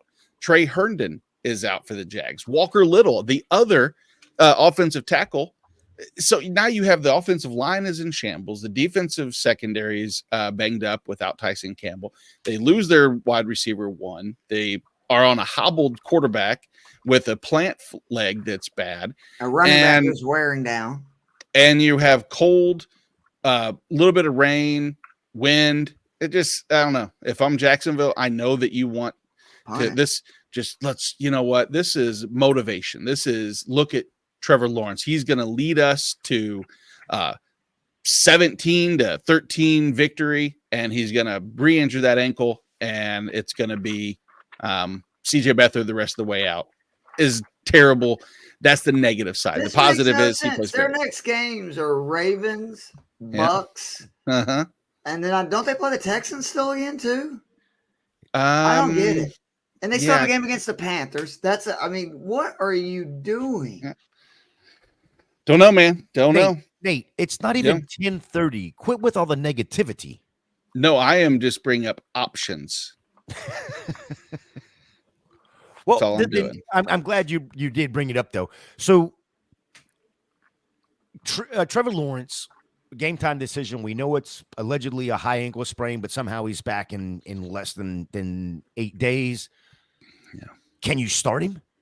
I mean, I know the Jags are probably going to start him, but can we start him in? I mean, I have no choice, but in one league, I have to. I will say I have one league where he is an option, and I am starting Russ over him. Dave, is it Flacco? If you have this option, are you starting Flacco or Trevor Lawrence? Well, firstly, I want to say If it's below 65, it's cold. All right, just to let you know, Nate. All right, Amen, Dave. that's cold. I need at least 3 layers. But secondly, He's got on his beanie and I got on a hoodie, and it's 60 degrees right now in Georgia. So I mean, that's just the way it is. it's cold. All right. Yeah. But secondly, as crazy as it sounds, I would rather Flacco for the sole basis that I don't know how long Trevor Lawrence will play. Obviously, Trevor Lawrence is the better talent, but if he re-injures in the first quarter, I can't take that risk. I have to go with someone who I know will at least play the full game. What a shitty franchise. Like for real. Like, and I'm saying this as a Falcons fan, so I understand that. But I'm saying you just had $22 million stolen right under your nose. You got your $400 million quarterback walking off an ankle injury with two guys carrying him like he's Joe Green. And what was that Coke commercial way back in the day? I mean, Mhm. walking all the way down the long hallway. And now you're like, no, we're going to roll him out there 6 days later. He'll be fine. It's too high of a risk. Risk of, It's second so play of the stupid. game, and he's Absolutely. CJ Up, Beathard yeah. comes in. That's the only reason. Obviously, I'm not saying Flacco is a better quarterback, but too high of a Look, risk. Way too Here's high. this He's won a matchup. Super Bowl. How many Super Bowls has Trevor Lawrence won? That's true. We get Super Bowl points in Fantasy, don't we? Yes, you do. But when you look at some of the match, just again, I know that this is just beat up time on Cleveland decision makers, but on Jacksonville decision makers, what about this nasty person named Myles Garrett, who is going to be lined up and taking advantage of not only a banged up offensive line, who, mind you, have basically 4 or 5 starters that have rotated in and out of different positions, have been new to the position, and they're going to live in the backfield. I don't love that whatsoever. So then what does that mean for the rest of the team? That's what I would ask you, Gator. Well, the question for me then, I'm going to turn it right back around and send it to Keith, is this. If you believe that is the case, that they're going to live in that backfield, is Travis Etienne viable? That scares me. That does scare me. ETN to me is just the latest example of like Kyler Murray and some of these other guys. And I'm not saying this because I said this at the beginning of the year, but some of these dudes are just not made for full seasons and they can't take a full workload. And if you look at ETN, he started the season unbelievable. And I actually was telling people, okay, I'm sorry, I'm wrong. He is a 3 down every down back. I think he's wore down. Like, I think that he's on the smaller side. And you can see he doesn't have the explosiveness that he wasn't done. He's not breaking as many tackles. And it would terrify me if I'm rolling ETN. I mean, there's probably a few guys that I'm sure you got on your bench that I like. That question that was sent to us earlier with Ford, Singletary, and Hilaire. I'd probably start all 3 of those guys over ETN this week versus the Browns defense with maybe no Lawrence. Yeah, it's crazy. I'm looking at it right now. In the first 8 weeks, 6 of those weeks, he was an RB1. Then he goes into the bye, comes out of the bye 4 weeks ago. And in those 4 weeks, he's had 2 RB3 or worst weeks. And it's just been ugly. That's surrounding the team itself. But the other question I have, the roller coaster ride that is Calvin Ridley, can he be trusted as a wide receiver 1, wide receiver 2? No. The data is the data, right? There's 4 games that he has played, full games with Zay Jones and Christian Kirk out there. He has killed it. Well, there is no Christian games. Kirk. There is no Christian Kirk. So shouldn't you see the volume? No, because we saw that last week. We saw Christian Kirk go out early in the game last week, and that's exactly what I thought was maybe this was just a Zay Jones thing, and Calvin Ridley's going to ball. He did not ball in that game at all. I do not trust him at all for whatever reason. If he doesn't have both of those guys on the field, you look at it, his performances are very pedestrian. When both of those guys are on the field, he has 4 monster games. Mm-hmm. Dave, is Parker Washington somebody that you can trust after seeing the 6 for 6 last week? No, that was a flash in the pan. That's never going to repeat itself. So, Well, I mean, he hadn't even seen a target all year long. He sees his first 6 targets and catches all 6 of them. You don't think he's going to end a Hall of Fame career with a 100% catch rate? playoff time, baby. Don't risk it with Some dude who never knew existed the week before me. Oh, Jesus. Elijah. So hold up real quick before I jump in there.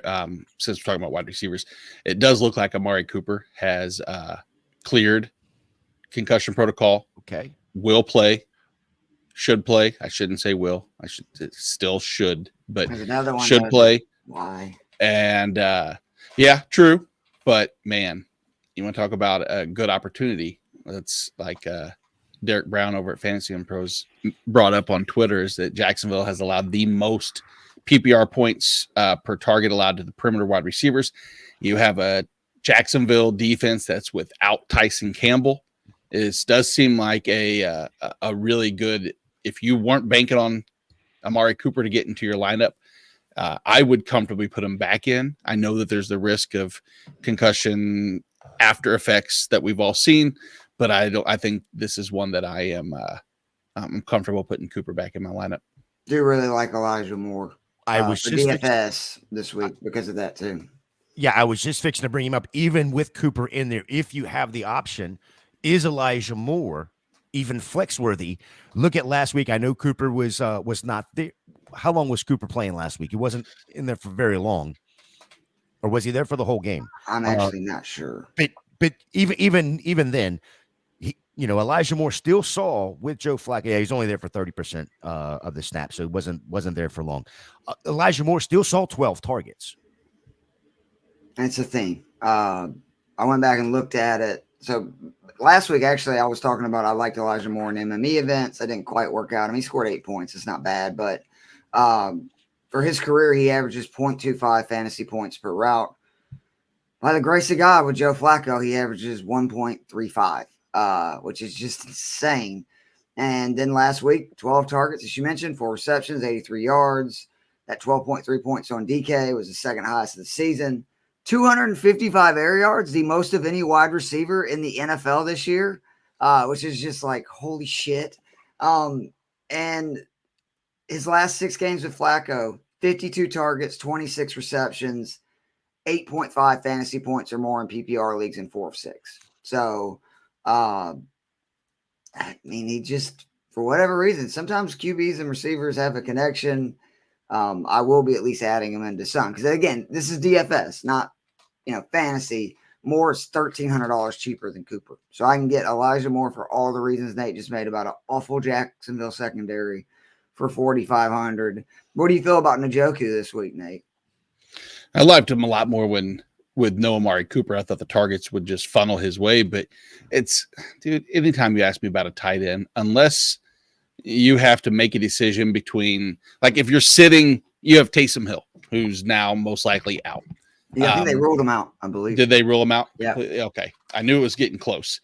Then at that point, I have to look at a streamable, but I actually like both of these two. I was content just starting Ingram and/or Njoku if I had either one of them two, because of the amount of people that were gone. But I have a hard time ever going against, the fact who a 20% target share tight end. That's especially like it's been even higher the last 6 weeks. I mean, I think we've had 4 different QBs now, and he just continues to see consistent targets.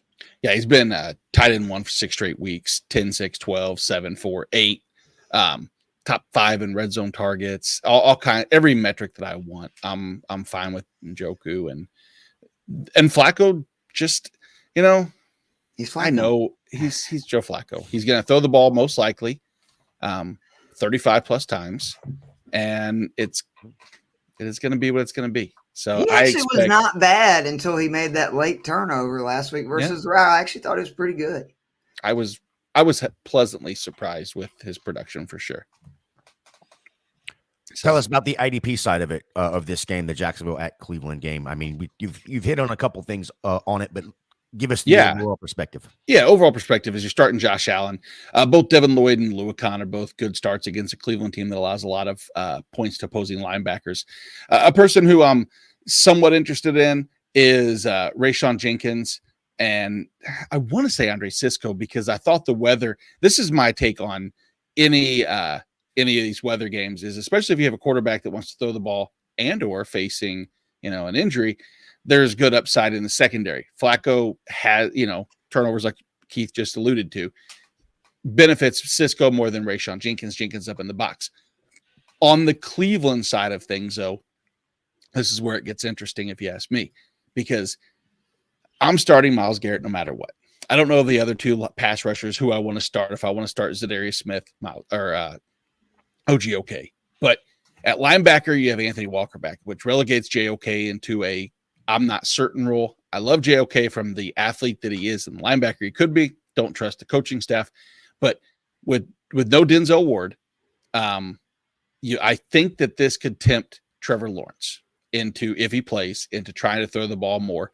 And that just, for me, says that someone like Grant Delpit could be in for a really, really big week, because if they try to throw the ball, plant foot, errant pass, bad weather, Delpit's in position, forcible turnover. If they decide they want to run the ball with ETN and Dearness Johnson, whoever the hell they're going to do, Delpit's going to be in the box. So Delpit is one of those guys that you're probably starting him anyway, but if you have an IDP question that involves Grant Delpit, just know 9 times out of 10, I'm going to tell you to start Grant Delpit. IDP is like a foreign language to me sometimes. I'm like, who? But did the way that the reasoning I give make sense in why? Because unfortunately, Keith, that's my rationale. I'm talking for about like players. the names. As I'm Yeah, I've never heard of these guys. Oh, yeah, that part. Yeah, no, Keith, I'm not saying it's foreign to me, but their names are, and so there's a lot of times whenever I go football. Yeah, like, whenever I have no idea it's football. It's Al Michaels has a problem with saying names too. So I look at Nate and I'm like, how do you say his name? Or I look at Jorge and go, pronounce that for me. Yeah, Tuli Tuipulotu. There you go. Foxeda Luakan. There you are. Dave Abracadabra. Dave Abracadabra. He's back. Single like carry. That. Single carry. Every week Dave comes up with one. I just like, it's great. Oh no, he's been using single carry against me. Single carries that's been what, 4 years? What did you do? The Sharp? You ended up going with, was it Charbonnet or did you go another direction? It was Chardonnay, I think we went with, or Cabernet. Cabernet, I think it's what it was. Let's move over to Carolina at New Orleans. New Orleans favored by 6, over/under of 39. Nate, who is out of this game? Carolina side, Hayden Hurst switched to the New Orleans side, and it becomes, like I said, Taysom Hill, who had 3 did not practices, ruled out. Rashid Shaheed news for Alvin Kamara owners. It is. Oh yeah, because Rashid Shaheed's out. Taysom Hill, Chris Olave's been battling illness, which might be a workload concern. Yeah. Oh, there's a lot, but on a positive note, they don't have to worry about any weather because they're in a dome. Yeah, there is Super that. Mario is going to feast. I think he'll be the number 1 running back overall. Okay, real quick update from Rap Sheet. Derek Carr will play with the rib cartilage. Of course, Taysom Hill has been ruled out. Sucks. Chris Olave still illness. He still has an illness, still been sick, but he will go. Rashid Shaheed out. And Cameron Jordan, defensive side, will go. Okay. So that's. I thought he would. I didn't see anything that was leading against that, but thanks for the heads up. Yep. Chuba Hubbard. Is he a must start? It's his backfield now. It's clearly his backfield. They want nothing to do with Miles Sanders. It seems like, of course, Miles Sanders, all he was there for was the money anyway, it seemed like. But is this Chuba Hubbard's? Are you trusting Chuba Hubbard, Dave? Oh, gross. No, leave old Mother Hubbard back in her cupboard. I don't want any part of that, man. No, this is playoff time. I don't want to risk with Chuba Hubbard in a terrible, terrible offense. Somebody wake up Drew and let him hear that, okay? Because he's probably still mad for me coming on Wednesday and saying that I don't like Chuba Hubbard the rest of the way. I'm sorry. Chuba Hubbard. Hubba Bubba can stay on the bench.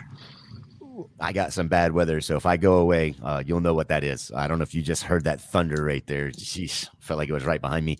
Injuries and illness across the board there in the Saints wide receiver room. Olave will suit up.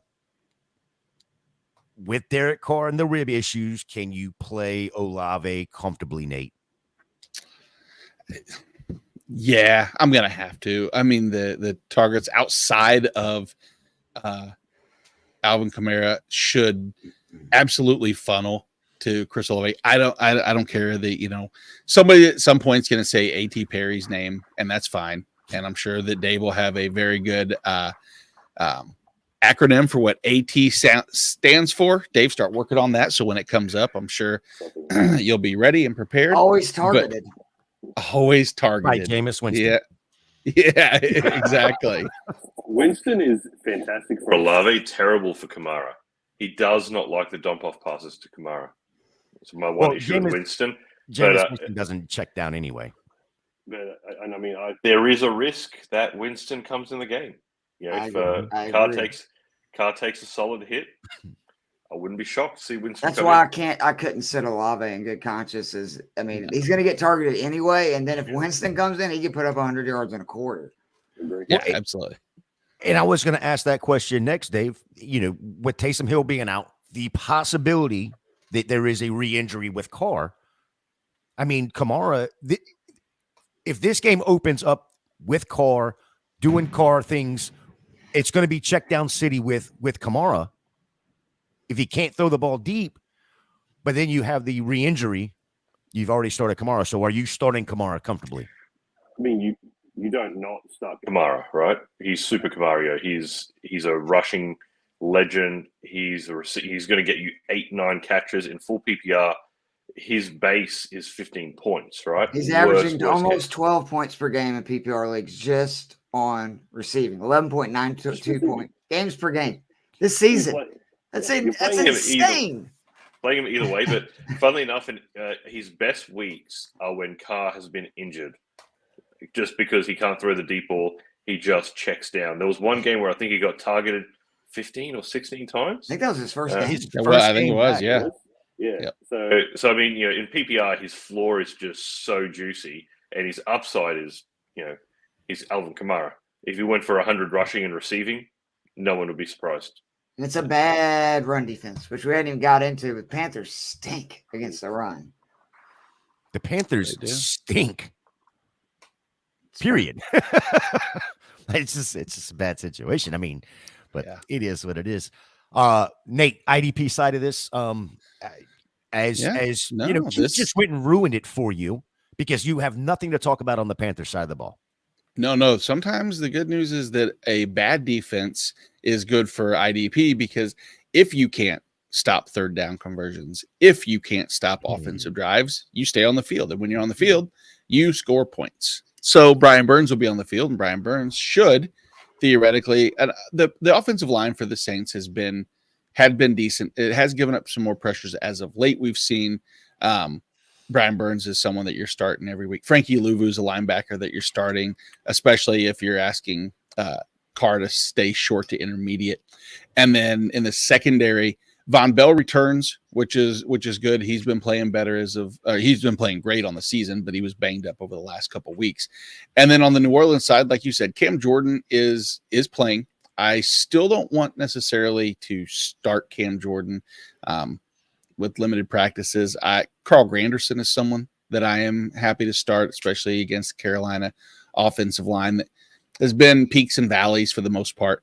Pete Warner, linebacker, is out, so that pretty much opens up Demario Davis for another non-imposing linebacker threat to eat any of the tackles. No one's going to cannibalize each other's tackles in that situation.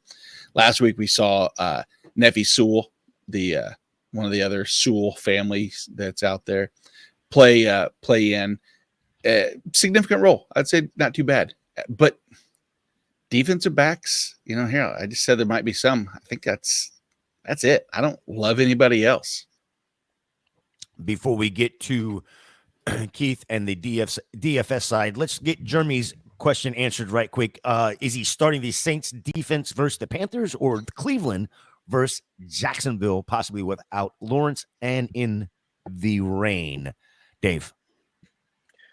Yeah, I'm going after anyone playing the Panthers. Yeah, that's no Panther. That's more like a one of those white little fluffy house cats. Maybe Siamese. Yeah, Siamese can be mean. I thought you were about to say what do you call it? A cat. Yeah. What we're looking for here. He's not from here. Give him a break. Dare you insult Art? Keith, you starting the Saints? They're terrible. So. Go ahead, Dave. I'm sorry. No. I was just saying, anyone playing the We broke them. Yeah, Keith has broke our friend from down under. So Keith, go ahead and answer this one here real quick. Saints versus the Panthers or Cleveland versus Jacksonville? I will say that you can't go wrong with either one of them. But if you're asking me, I actually would lean the Browns. Home games this year, Browns are first in points allowed, 10.2. They're allowing 10 points per game at home, 83 passing yards. That's per game in home games. And they're allowing a third down conversion 19.5% of the time. Oh, and by the way, they're 6th against the run at home as well, giving up like 60. They're giving up like 150 total yards per game at home. That's a nasty place to play. Those fans are nuts. And the Jags are a wounded animal, and I think the Browns are going to feast on them today. I really do like the Browns D a lot today. Nate, anything to add to that? Said that anytime we can mention Grant Delpit's name, I'm going to lean Grant Delpit, and I'll take the same with the Grant Delpit led Browns. But again, we're talking probably within a few spots of each other overall. Mm-hmm. Yeah. Speaking of Grant Delpit, congratulations on that contract extension for him. Yes, as well. So, did it get signed last night? They were talking about getting it signed. It was agreed upon early this morning. Perfect. Yep. Excellent. Yep. So he did that. That came out early this morning that he did get that done. So congratulations again to him. Keith, DFS side of Carolina, New Orleans, anything crazy number wise that we need to be looking at? No, I mean, I really do now that Taysom Hill is out and Carr is starting. I had CMC in a ton of my cash lineups. I got to figure out how to spend $1,200 extra because I'm putting Kamara in over CMC. I mean, this is like the dream matchup. I actually think Kamara's floor is higher than CMC's, which is insane to say, but I do think the 49ers passing game is going to have I think it matters that Brock's an MVP candidate now, and I could see them throwing it a little bit more. I really can, because I don't think CMC can win the award. I think Brock can. Sorry, that's not what we're talking about. Jonathan Mingo is my favorite play in DFS out of this. I know it's not a great matchup per se, but you're in a dome. He's 3,500 on DraftKings. He scored 10 plus points in back-to-back games, which again, that 3 times number that I look for in cash games, he's 3,500. You're talking about 10.5 points, and you're golden. He only saw 38 targets his first 7 games. He's seen 29 in his last 4. It's over 7 per. They just made a change. Obviously got rid of Frank Wright. He is the wide receiver that they have draft capital in, so it makes sense to hey, let's force feed this dude the ball and see what we have for next year. And then the big thing is 36% of his receiving yards this entire season have came in the last 2 weeks. So I think Mingo is a really good play in a game that I expect the Saints to be up, Panthers to be down, throwing. I mean, we saw kind of the monster game Thielen had earlier this year. I think that maybe Mingo as the season goes on, and I'm going to try to grab him while his price is really low. Yeah, see who he's lined up. If he goes up against Paulson Adebo, that scares me quite a bit. But I think if they don't shadow, then Isaac Yiadom is a great matchup there. But Mingo should, I think, see definitely 20%, 18, 15 target percent. Well, we are about halfway through. What's that, Nick? What are you doing with Thielen? Are you starting him comfortably? He's probably your flex, right? So Yeah, you're not probably not rolling with him as your wide receiver 2. You drafted him in the 12th round, 11th round, I something picked him like up in the first round. The first week. Yeah. Yeah, picked him up off waivers. Are you confidently putting him in your flex? I love the matchup against Alontae Taylor is actually really strong. Taylor, while is the aggressive corner that's going to try to pick off a pass, at the same time that leads when someone like Thielen can find that empty spot in the zone. If Bryce Young can hit him, he has that ability to actually have some yak as well. So I think that Thielen could have that. I have him as wide receiver 3 this week, and I'm pretty comfortable with that. The only thing that scares me is I was the Tennessee game made so much sense. They're the best team in fantasy versus slot receivers. And they're playing Tampa, who's awful. We saw Downs get 13 targets versus them. I'm like, this is a Thielen bounce back. Everybody cool your jets. And he did nothing. And he didn't even really get targeted. And now I'm concerned. It's almost like they're like, okay, this was a nice story. We're going to throw it to these younger receivers and let's see what we have. Yeah, I think they got Roger McCreary back for that game too, which for the Titans, that's their slot. That's their best corner who's in the slot. So that could have had something to do with it as well. Before we get over to tailgating and frames, let's go around the frames real quick and answer this one for Nathan. Any of the weather games concerning today, the Bears, the Ravens, or the Browns? And does this change the quarterback, wide receiver yardage and boost the running back yardage? We'll start with you, Keith. I mean, yeah, the weather games you definitely need to pay attention to. I look at it that, I mean, if it's a stud, you can't sit him. Like we were talking about earlier, I think it was a great question. Like I would probably play Fields over Stroud because they're both in bad weather games, but the difference is Fields we know is going to run. So I just think he's got a higher floor and potentially a higher ceiling. But if I had, say, Stroud and I don't know, let's say Ritter or somebody awful, no, you got to stay with your dude. Like you got to go with your guys. Number one wide receiver, same deal. Like if I had DJ Moore, if I had Nico Collins, like you got to play them in a fantasy league. I don't think you can not play them. Now the second and third tier options, I'd be real leery in the passing game of going with. And the only thing about the running backs, I do agree with that. But the issue is the defenses are going to kind of look for that too, right? Like they know it's going to be hard to pass. So I think that both defenses are going to try to, believe it or not, stop the run and say, go ahead, try to throw it in these tough winds and tough weather. So I do think that there's some advantage in the running back part, but not as much as, some people try to make it seem to be. Yeah, I am actually fixing to move this on the show sheet because we do have a very special guest popping in, and that is Mr. Colby Conway. How are you doing this morning, sir? Morning, gents. How we doing? Good. Good morning. Howdy. Seeing as you want to jump in, it seems like almost on time every time. Let's talk about your Houston Texans. Favored by 3.5 at the Jets. 32.5 is the over/under. Nate, correct me if I'm wrong, but it looks like the only one that is out right now is going to be Dalton Schultz, right? Yeah, of any significance that I've seen so far, unless anything drastic changes. We know Who's the backup tight end? Brevin Jordan.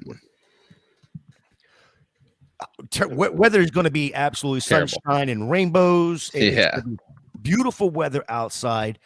Colby, we talked about CJ Stroud going up against this Jets D, number one, but then also now you add the horrible weather in there. I want to bring back a question and see what your response is. If you have the option of CJ Stroud, Justin Fields, who are you starting? Justin Fields, 100%. This game's going to suck. This Houston game's going to suck. Like, it'd be really interesting if it weren't for like this 25 to 40 mile an hour wind. It's pouring down rain.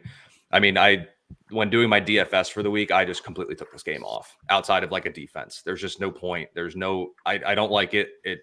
The wind's going to be an issue. I don't know this. I know the over under is incredibly low, but I got it right last week with Texans under with the Broncos. This seems like another under game. I don't know if we'll see either team get to 20 points, to be honest. It's going to be, I think the weather is going to be that impactful. 17-10, 17-6, 14-6. It's going to be, I'll be watching it. I may not enjoy it, but I'll be watching it. Welcome to being a Falcons fan. Like that's me every week. Listen, I was at the Texans-Falcons game this year, and that was, oh man, that was one that got away from Houston, and we made Desmond Ritter look like the second coming of Tom Brady. Yeah, appreciate that. Because you're of that, welcome. Arthur Smith's still around, and so is Ritter. So screw you guys. It was a lose-lose for everybody. It really was. Jeez. Hey, actually, as a Tampa fan, I felt really good about that, Keith. I'm sorry. Singletary or Pierce, which one are you relying on this week in this game, or both? Well, as if this surprised you, I have both, or one of the other in about every single league. So, I mean, I'm rolling with both. Honestly, whenever I have them, I'm starting on both. I think it's going to be a run-heavy script. I do think Houston can get out to a lead, and they're going to ride the run game. I don't know if they can do it well because they haven't been able to run the ball really well all season outside of that game against Cincinnati, which the more you look at it, isn't all that impressive considering everybody has run all over Cincinnati. So yet another reason to play Zach Moss today in all DFS lineups. Yes, and his player prop is very attractive too in the low 70s for rushing yards. So I think you can look at him. But I would expect Pierce to get a couple more carries than Singletary, but I do expect Singletary to be more effective. Dave, what are you doing with Breece Hall today? You're doing what You've been doing all season, just letting him ride pine. I mean, there's just no way that you start him. He's receiving Even in game PPR leagues? in PPR, he's got an okay floor, I guess. But you got Zach Wilson back. I'm not expecting him to be in the lead. I don't think they're going to be relying on the run game. So, yeah, I don't know. Breece Hall is not a play for me. Zach Wilson, the hostage. I mean, it's unbelievable. The dude that's like, will you please come play quarterback for us? And I actually feel for Zach Wilson. Like, I'm like, yeah, fuck you guys. Like, you're going to keep benching me. I probably got one more shot as a starting QB, and you want me to go out there with this sorry-ass team? No way. It's like he's about to clock out of work. Work and his boss asking to do a bit of overtime. Yeah. Can you do a couple of hours of overtime? Like, no, I want to go home. Yeah, and it took, from what it sounds like, it took Aaron Rodgers to make that phone call and for him to finally say, okay, I'll do it, because Dad told me to. Yeah, exactly. Nate, Nico versus Sauce, volume alone should make Nico a wide receiver 2. Yeah, I mean, yeah, I guess. Like I said, it's with the weather, if there's one positive, optimistic way of looking at this that I'll say to myself to give me hope is that at least Nico knows where he's running and he has the ability to plant and not have to be instinctual and reactive. And sometimes reactive causes more slip and slide. But then again, that's me being just optimistic towards myself because I want to believe in a good Nico game, despite the fact that I don't see much in the way of like Colby's over under of a prop of 24 to 25 is probably pretty accurate. And yeah, he's still in my lineup. Never going to take him out, but I can tell you if you're going to pivot to another wide receiver, anybody, I might have to, I'll let Colby answer that so that he can, give us a real non-biased opinion. I will tell you the one thing I still think you can roll Nico out there is how good he's been after the catch. Yeah. If he can slip one, even if it's a slip and slide, if he can just break one tackle, he can take it like the rest of the way. Like he's been great with the ball in his hands all year. So, the passing game, instead of seeing the 40-yard pass to Nico or the 20-yard dig or post or whatever routes he's running, maybe it's the screens. We've seen him be effective on screens. Maybe it's a quick slant, anything like that to try to mitigate the effects of the weather. I think you're okay. I think you're okay with Nico. And I don't know. I think when I looked earlier in the week, I don't think Sauce has shadowed all that much this year. Okay. If I'm mistaken, I'll look it up here when I'm done with my diatribe here. But I don't, if he doesn't, I think you're going to be fine with Nico. The second receiver, I think you're going to have to go with Noah Brown. I am banging the drum for more John Mechie instead of Robert Woods. I don't know if I'm going to get it. I think I'm going to continue seeing the 73-year-old Robert Woods get trotted out there. But I think at the second receiver, you go to Noah Brown. It sounds like he's going to get tested in warm-ups, but it seems like he's going to play. So I still like Brevin Jordan's athletic ability, too, at tight end. He had a couple catches last week, so he may end up being a benefactor from the weather, if you can even call it as that. But if you're going to have to tie yourself to a second receiver in Houston, it would be Noah Brown, but I'm not starting him outside of deeper formats. Right. I agree with Vanilla Ice. I think Nico Collins is a solid play. He can run every route. They play him inside, they play him outside. He's got speed. So you're going to get 6 or 7 catches for at least 80 yards, hopefully a touchdown, right? And the further your point, Noah Brown, I mean, if for some reason Sauce Gardner shadows Collins all day long, I mean, Brown is just going to be open. So I actually think that's a really sneaky DFS play, Noah Brown. Nate, my question with the Nico part is, yes, I agree with Colby that Sauce is not shadow a ton because he doesn't have to, because DJ Reed's on the other side. Right, exactly. And then even in the slot, it's, Michael Carter is more than capable. There's a reason the Jets secondary and their defense as a whole, it's not like it's just Sauce Gardner then a bunch of one-offs. They've got pressure up the middle. They've established good pass rush on the outside. And that's where Houston really, like we talked about that last week, I think Houston and Denver were a paradigm of offensive lines in terms of how much they've shifted, and that Houston was really I would say, above average for the first like 6 weeks of the season. And then they've allowed more. But then again, the more you pass the ball, the more likely that you're going to see pressures, because that just is, I say math, but that just makes sense. But I don't love I don't know. I don't love the idea that it's the shadow of Sauce Gardner that is the most imposing, like Colby said. I think it's something that I don't know why in the world I can't find exactly all the detail. I'm hopefully just drawing this out, Colby, where you have all the information. I got it. Then see Yeah, how that's done. That's tandem work right there. And go ahead. Yeah, so over at fantasypoints.com, the way they have it written, Sauce has played 88% of his snaps as the left corner. So that would be the right receiver for Houston. Nico's traveled there a third of the time. So maybe a third of his reps, he'll actually see it. It looks like on the right side, it's actually been Noah Brown. So maybe Noah Brown will actually see a little bit more of Sauce Gardner. But Brown does go into the slot a good bit as well, and that gets him away from both DJ Reed and Sauce Gardner. So I don't think we'll see a full-blown shadow on Sauce Gardner against Nico, and it seems like Nico may not even see him as much as some other receivers on the team. And so that actually, with that stat right there, Colby, that actually makes me feel a little bit better, even if he is on the other side with DJ Reed a little bit more than he is with Sauce. But he does, like you said, he does go into the slot a good bit, so then he would be facing Michael Carter.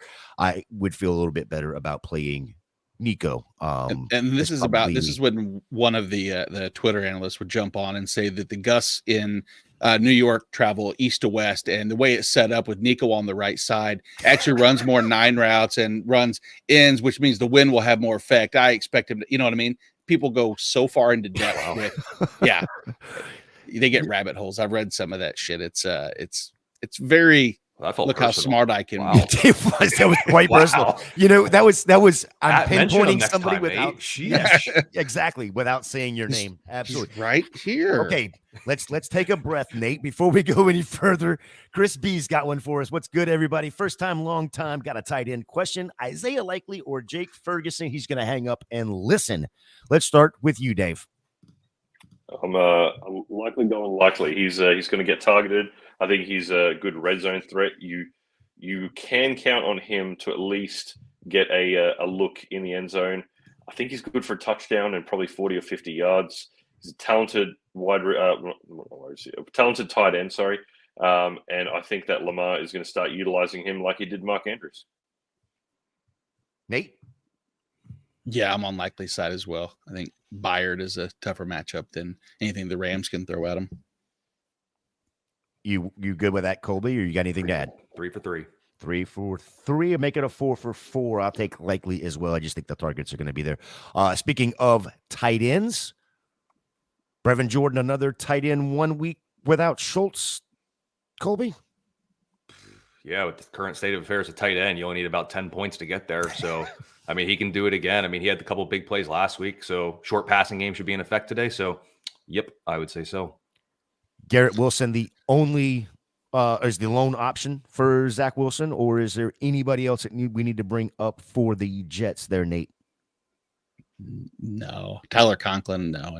And actually, sadly, as much as I agree that 10 points is all you need, if you average 10 points and a half-point scoring, you'd be the tight end 4. 4, yeah. Yeah. Jeez.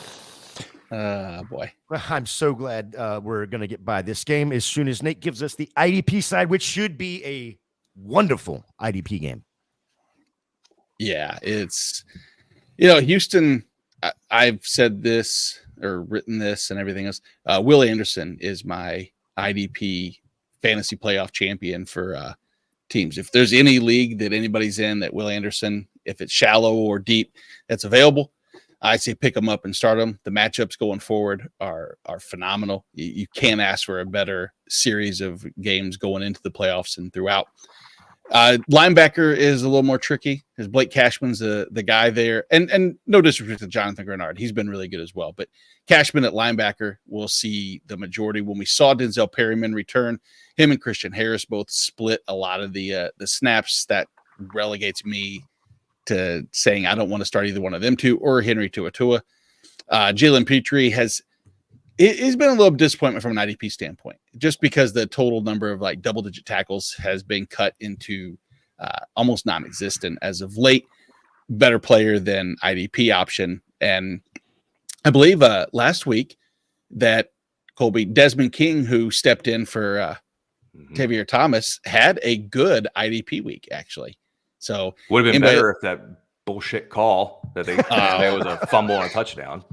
That is correct. That is correct. I actually, watching that, thought, I was like, did we say anything good about Desmond King? I was like, I don't think we did. But just in case we did, I'll say that we almost had it right and almost was perfect there. But on the Jets side, like I said, the pass rush between Jermaine Johnson and Huff, Jermaine Johnson's been trending more positive. I don't want to start really either one of these two, but I will start Quincy Williams and CJ Mosley at linebacker, and I'll start Jordan Whitehead at defensive back, and that's honestly about it.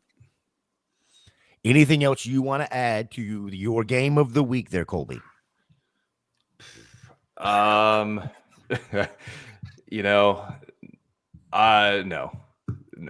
It's gonna be it's gonna be an under. It's gonna be boring. Then frustrating. Let's get over to Miss Courtney and the tailgating in frames. She has a great recipe this week for you.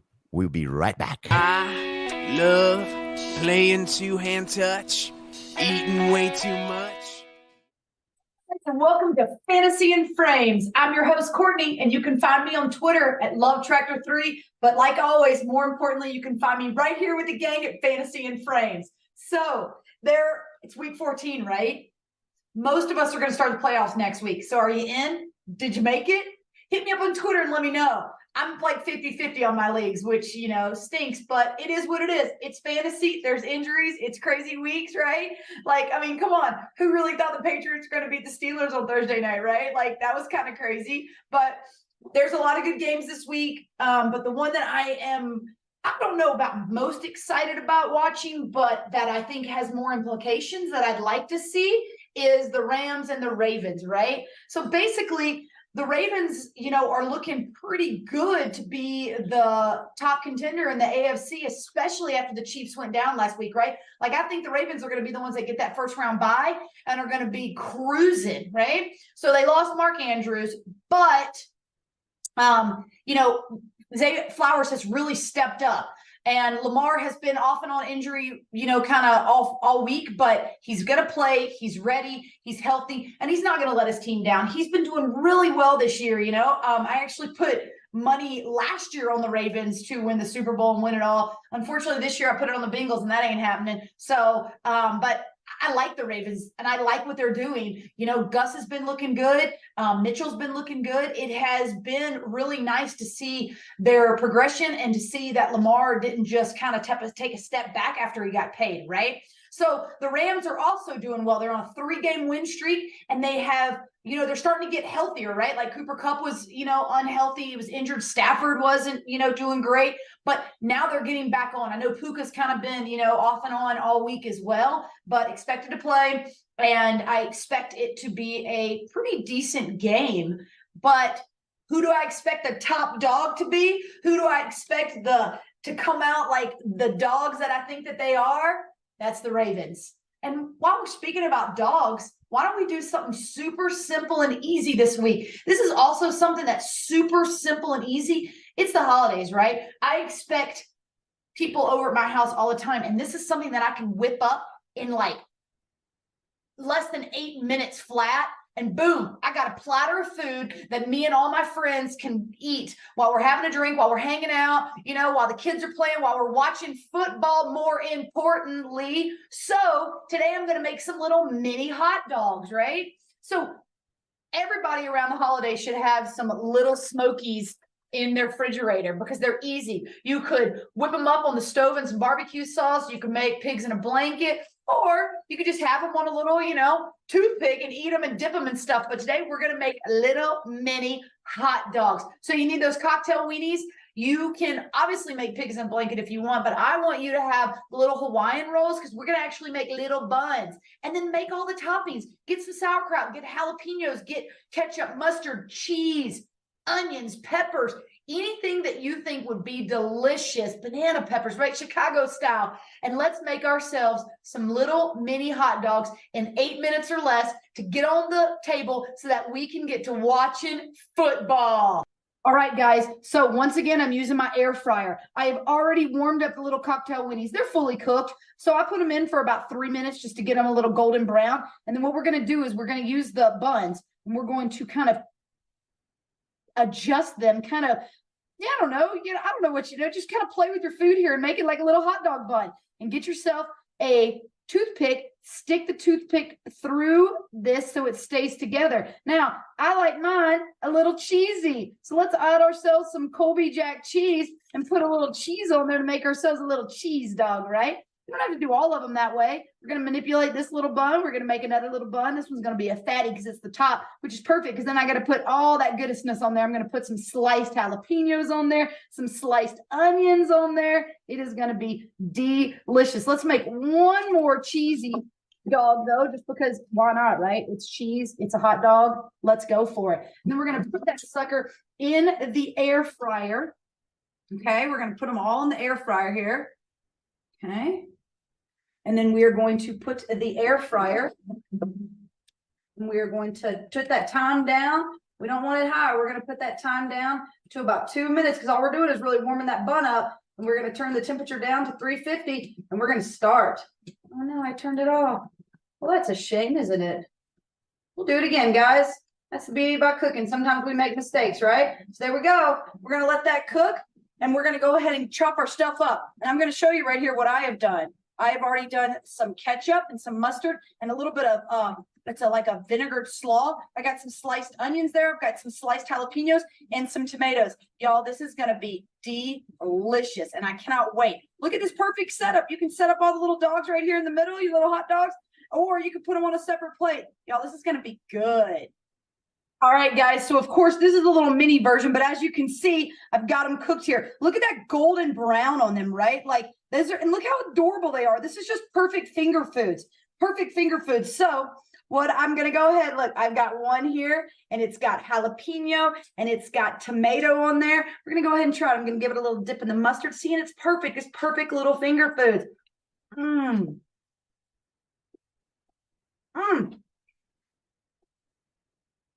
Y'all, it's perfect. The hot dog, the little mini cocktail wiener, and the bread ratio is perfect. I have cheese on there. I have the mustard. I have the tomatoes. I have the jalapenos. I have the onions. This is just pure fun. This is entertaining. Just like the Ravens and Rams game is going to be pretty entertaining. I expect it to go over. The over and under is 40 right now. I expect it to go over. And I expect the score to be about 28-17 Ravens. Of course, you're going to start all your stars and have a great weekend, y'all. Next week, tell me what you want to know. Do you want an appetizer? Do you want a drink? It's holiday season, so we might be pulling another drink. But what I want to do for you is not only get you ready for Sunday Fun Day, but get you ready for the holidays to make quick and easy appetizers that you are going to have right on hand as soon as somebody comes knocking at that door to say Merry Christmas or Happy Holidays or Happy Hanukkah, whatever it may be.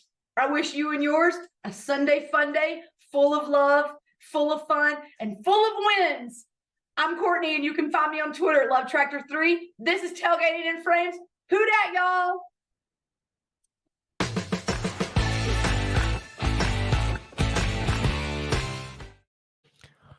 Oh, yes. Yeah, that over-under has actually changed to 42 right now over on DK as we welcome in the flex man himself, John McGlynn. How are you this morning, sir? Oh, I'm fantastic. Went to the Blackhawks game last night and I watched them beat the Blues. It was great, Nate. Awesome seeing that. Closed the bars. It was about 3 a.m. Got home about 4. It was great. I got about 3 hours sleep. So, oh well, welcome to the no sleep club. So let's go. Nate and I are right there with you. I'm sure Colby, got plenty of rest last night, getting ready for his Houston Texans game here. But speaking of the game that Courtney brought up, the Rams at Baltimore. Baltimore favored by 7.5. Again, over under is now at 42. Who is out of this game that matters to us, Nate? Oh, nobody. Tyler Higbee's doubtful. I don't think he's trending in the right direction, but that's about it, man.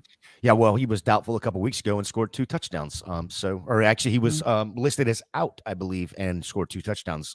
So maybe that's a good sign. Yeah. Weather looks to be pretty nasty in this game as well. Stafford, back-to-back weeks of QB1 performances, but going up against Baltimore's D with the rain, is he a start or is he a must-sit? Colby. Baltimore is one of the toughest defenses on opposing quarterbacks. Stafford hasn't played well in the rain historically in his career. So I think if you have other options, you might want to look elsewhere. And also, the weather's not great for this game, all things considered. So if you have other options, I would look elsewhere than Stafford. So let me ask you this, Nate. With what Colby just said about the history of Stafford in the rain, of course, as good as this Baltimore D is, I have to choose between Trevor Lawrence and Matthew Stafford. Yeah, I probably still lean. I would lean Stafford. I think just like we had talked about earlier, the likelihood that Lawrence is going to have, if it's his plant foot too. There's too many pieces to that puzzle that I don't want anything to do with, from the pass rush to just the overall implied point total in that game. I'm avoiding Lawrence. I'd still take Stafford and just hope that, his complement of weapons can do more with the ball in their hands. John, the Kyron is a must start. Kyron Williams is a must start, but which Baltimore running back are you trusting? Is it Keaton for ceiling? Is it Gus for the floor? Is it just the upward trending of the snaps for Keaton? I just feel Keaton Mitchell is probably going to get the volume anyway, as far as that goes. But the goal line carries is what you just have to keep Gus in there. You just have to. I'm not really. I mean, at the end of the day, you're looking at probably pretty close to the same fantasy production, but Keaton Mitchell's going to have some breakout plays. Gus can have some, the end zone carries. So it's going to be tough. I'm going to have to stick with Keaton Mitchell, but I really, if I had Gus, I'd probably throw him in, as my plan B, I guess I would call that. Yeah, Colby, we had a question earlier about Keaton Mitchell, and we brought up Gus Edwards. To me, Gus Edwards is the Jamal Williams of last year with the amount of touchdowns that he's receiving. Is he strictly a touchdown dependent back? Yeah, I would say so. The Keaton Mitchell starting to get more run. Like, look in the last couple weeks, after 18%, 24%, 36%, 46%. He's got the most juice. They're going to continue to let Gus Edwards just pound the rock inside the 20s, which is fine. And especially in like standard format, you're going to want to probably just keep rolling out Gus Edwards with the hopes of touchdowns. But outside of that, I find myself far more enamored with Keaton Mitchell than Gus Edwards. Puka Nacua or Cup or both? Are they both startable, or is it one or the other in this matchup, Keith? I don't feel great about either one of them, but if it's in a fantasy league, I think you kind of got to start both of them. I think Cup's more likely just to have kind of a breakout game. He's overdue. He's now a few weeks removed from re-injuring that ankle. I think he practiced fully this week for the first time in the 3 weeks since. And but it's a very tough match. Ravens defense is legit, but I mean, you can't. I don't think you could, live with yourself if you sit Cooper Kupp or Puka when Kupp is one of the best fantasy wide receivers ever. And Puka is probably one of the main reasons that you're either in the playoffs or on the verge of making the playoffs. Nate, you got a wide receiver 4 in week 12 in Zay Flowers. Plenty of volume without Mark Andrews. Mm-hmm. Does he slide into that wide receiver 1, wide receiver 2? I mean, again, bad weather going up against the Rams. Yeah, I wouldn't bank on him having a repeat of the number 4 wide receiver overall, but last 3 weeks, 30%, 18%, 25% target share respectfully. I know he needs a lot of volume to do a lot with it, but we've seen that capability out of him before. And I feel pretty comfortable that I'm not too concerned with the Rams secondary of completely eliminating him. I think he's pretty plug and play wide receiver 2 this week. Again, we've had, like I said, the bad weather. But is this going to be bad enough weather that the passing game is going to be slowed down on either one of these sides? And the reason I'm asking is OBJ. He doesn't play a ton of snaps, but every time he does catch the ball, it seems like he's going into the end zone. Can you trust OBJ, or is it just too boom or bust, knowing that you have to win probably in order to get into the playoffs there, John? I would never trust OBJ. I'm not. He's too. He's in and out. He's a talented receiver. He's hurt too much. He's someone that he's a spotty play for me at best. So I'm not an OBJ fan. What do you have against old people playing football? I have them. Your best ability is availability, I guess, is what that's the old saying. So I like people who are on the field all the time, actually playing the game when they're supposed to be on the field playing in my fantasy lineup.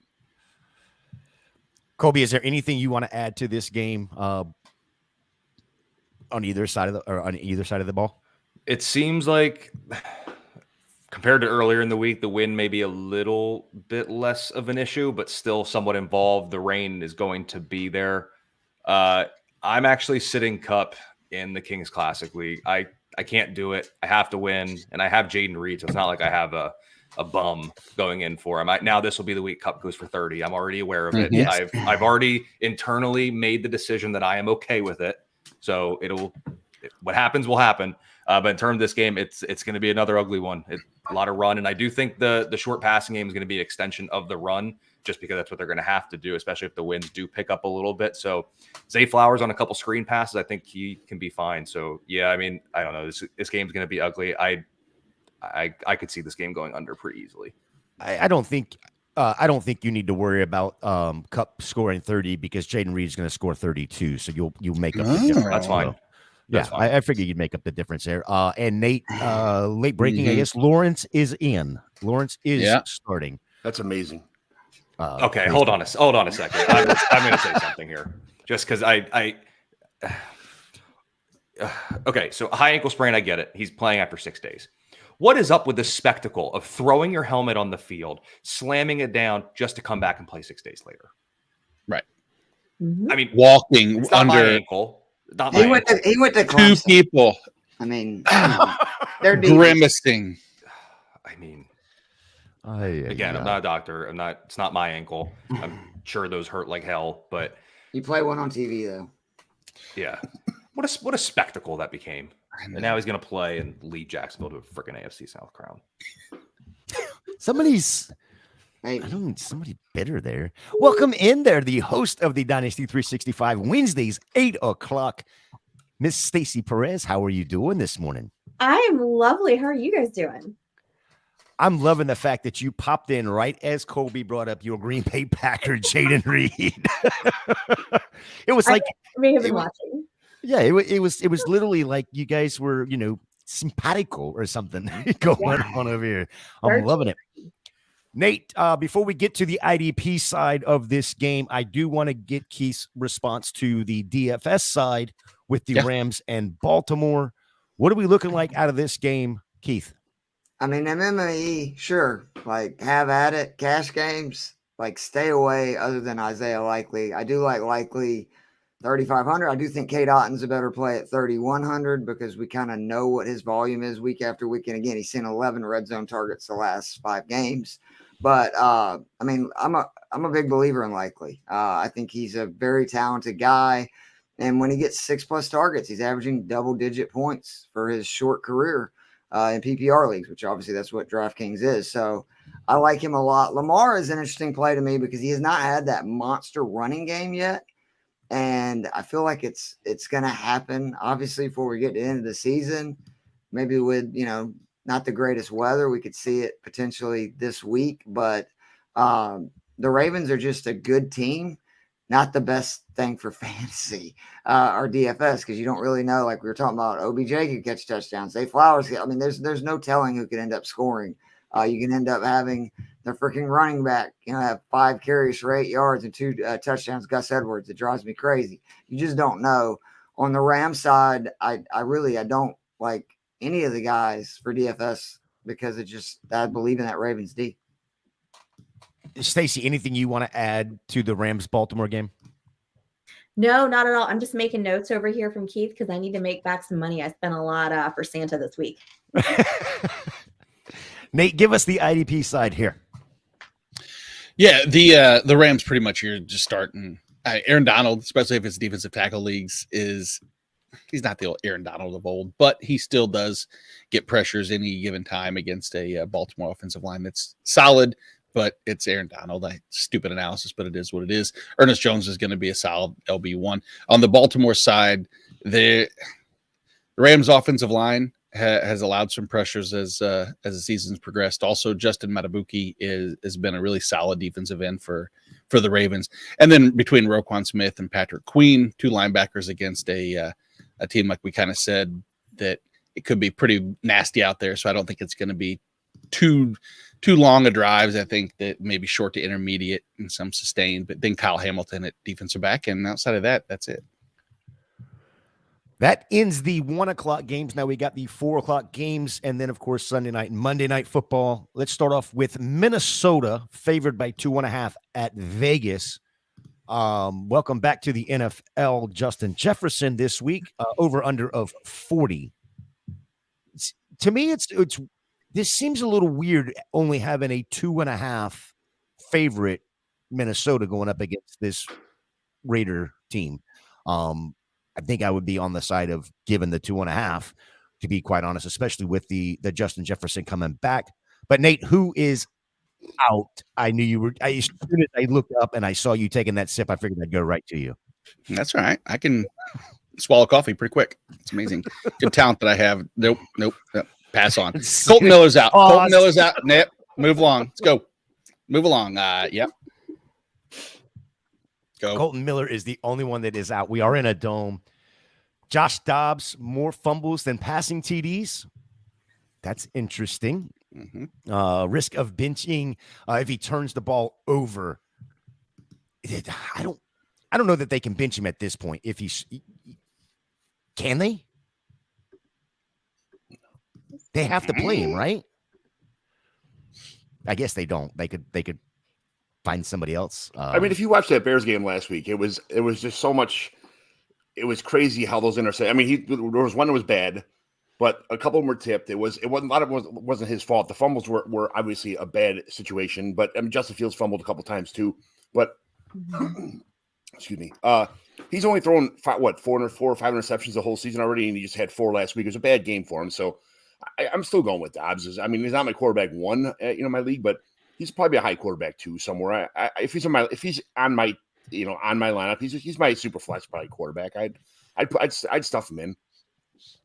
He's got more rushing ability than the passing ability. I mean, that's going to be half his game. So, real quick update, Adam. Rap Sheet just posted Texans wide receiver Noah Brown is active. Amari Cooper is active. Tyler Boyd is active. Travis Etienne is active. Denzel Ward for the Browns is out, and so is Taysom Hill, which I believe we already knew that Taysom Hill was going to be out. And Vita Vea for Tampa, which if you have from the running game we talked earlier, not that you weren't starting Bijan, but that opens up the running game for Atlanta even more. They're not going to run the ball at Bijan. They're going to run it with Tyler Algier. Sorry, it's the Cordell Patterson, whomever. Yeah.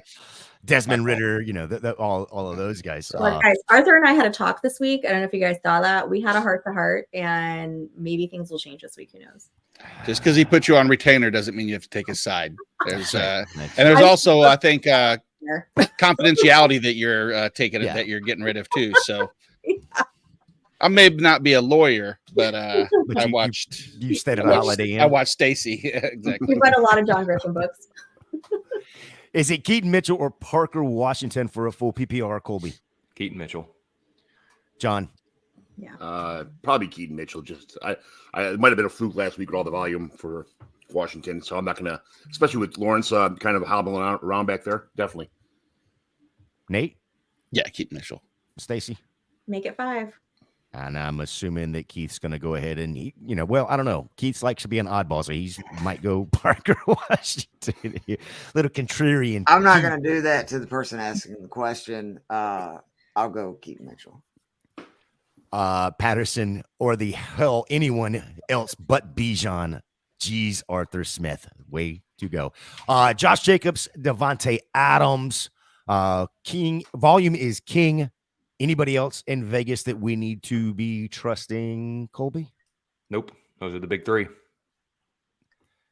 Or two. Throw Jacoby Myers in there. I do like him for DFS this week too. So those three: Jacobs, Adams, Myers. Stacy, is Madison I guess, must start this week? Yeah, so Vegas actually, I was looking at the numbers for Josh Dobbs. They're pretty good against quarterbacks, but when you look at their numbers against opposing teams, running backs, they are one of the worst, or they give up more points rather to opposing teams running back. So right now, if you look at their average, it's 22.6 per week. So I feel comfortable starting Madison if you have to. I mean, the way that running backs are right now, and it's week 14, you might have to. But he should have hopefully a good day against Vegas. He's one of my flexums this week. There you go.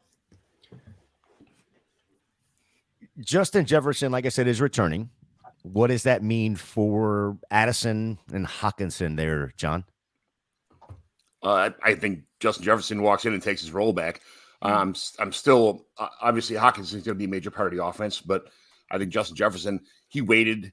He's not coming back early. He's going to be completely healthy. He doesn't give a crap about your fantasy football team. He made that blatantly obvious.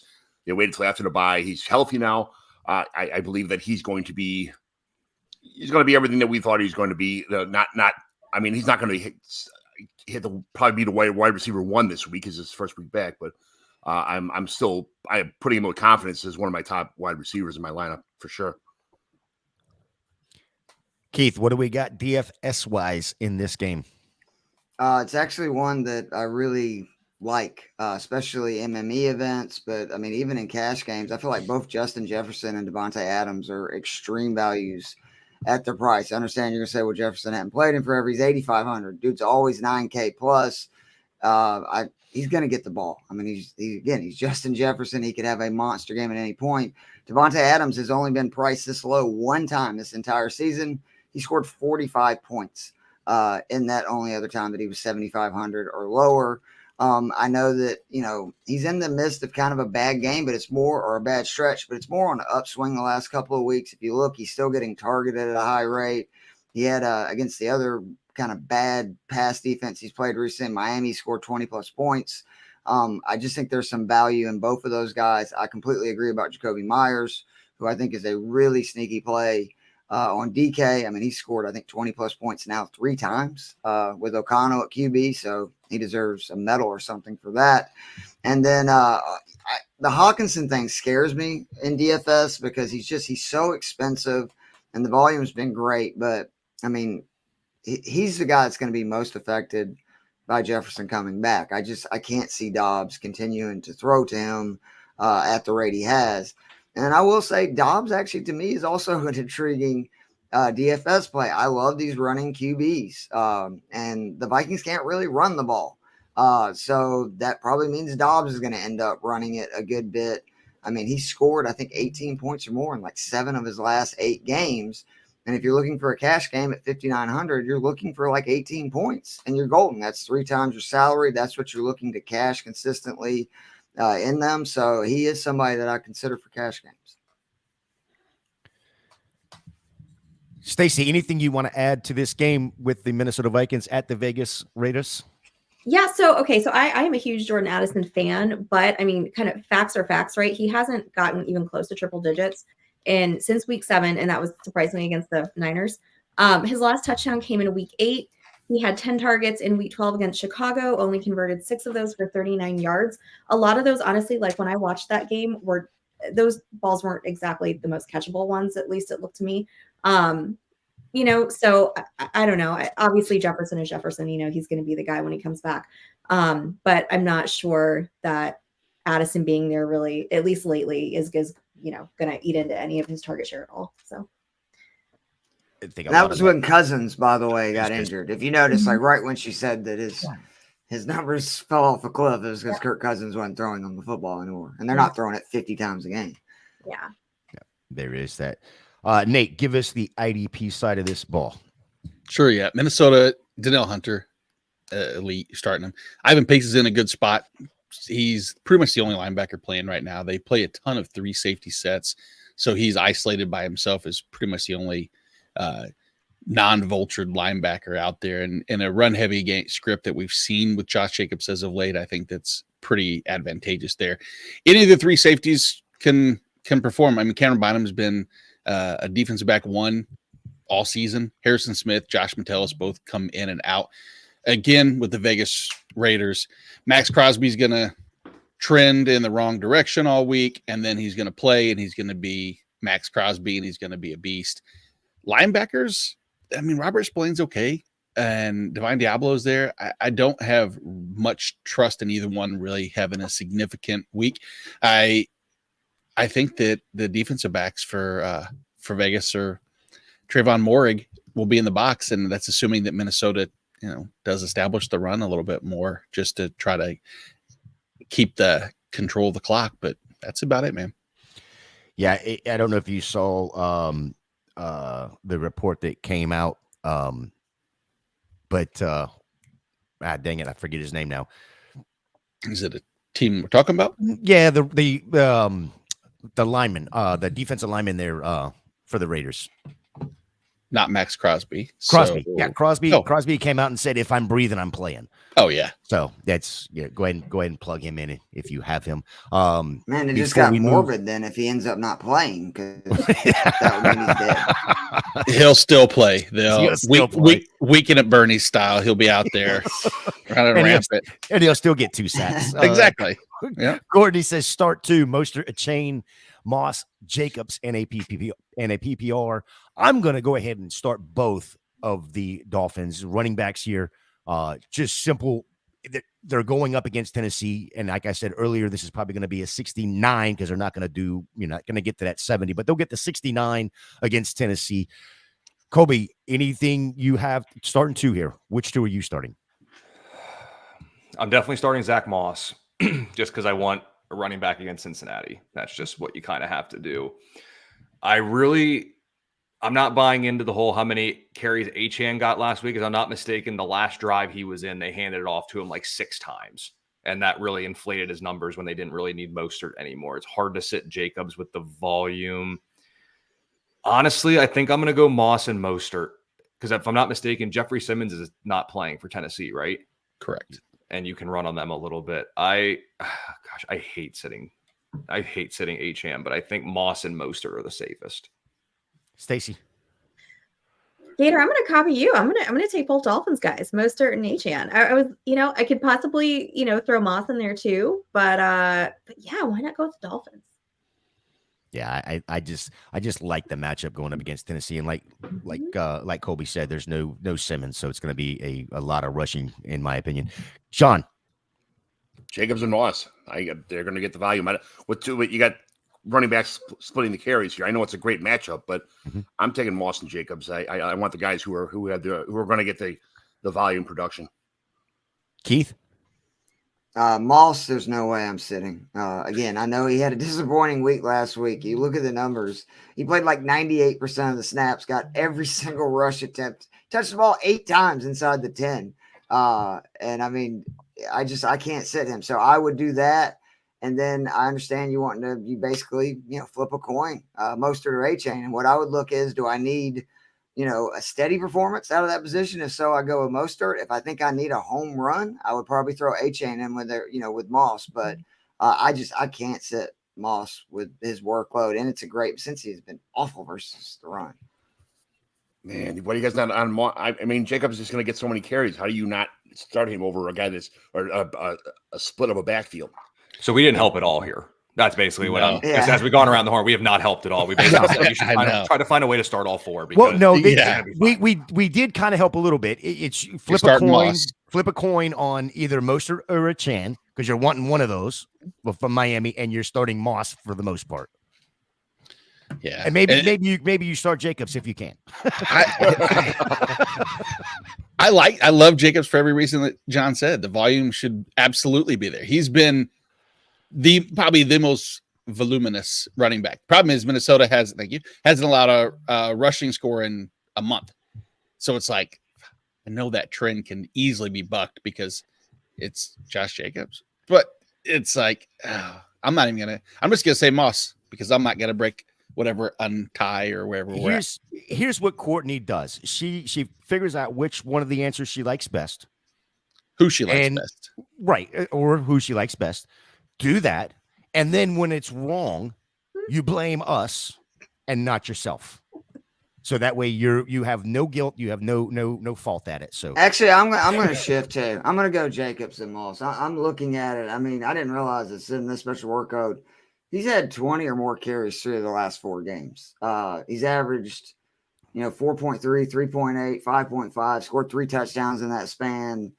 And I mean, he also has 7 receptions the last 3 weeks. So I do like it. If you really are looking, if you think you can win the matchup, and let's put it that way, if you're not going to need like a home run, the safe play, like if you think you have the better team, is to play Moss and Jacobs and just know that their floor is going to be relatively high. And there's a chance that both those guys could end up having big games anyway, to where, he's right. You can feel safe about that, to where if you start either Mostert or A-Chain, or say you start both of them and it's the game that Tyreek Hill catches, 3 passes for 200 yards in the first half. And next thing you know, what's the Salvin Ahmad's running it 20 times in the second half. So that is scary for me. So I'm going to change to Jacobs and Moss. I'm gonna change too. No, I'm not. No. Seattle at San Francisco. San Francisco favored by 13.5, over under of 46. Woof. This game could get ugly quickly. Who is out for today, Nate? It might not even get started if the Seahawks can't field the team. If Geno's out, if Jordan Brooks is out, Charbonnet, Kenneth Walker, all questionable. Geno's probably the only one that's trending in the him and Jordan Brooks both probably not the best direction. On the San Francisco side, I guess they're giving Seattle a little bit of a compromise, and they're saying, hey, we'll go without Eric Armstead and Elijah Mitchell. Not much of a compromise, but it's a 13.5 point spread, and the weather won't be impactful. So long day ahead for Seattle. Nate, this comment's directed directly at you. She says she loves you, but you were no help. Yep. And that's just the way it goes, Nate. My wife says that every day. So. Exactly. With 2 quarterback, 1 finishes the past 4 games.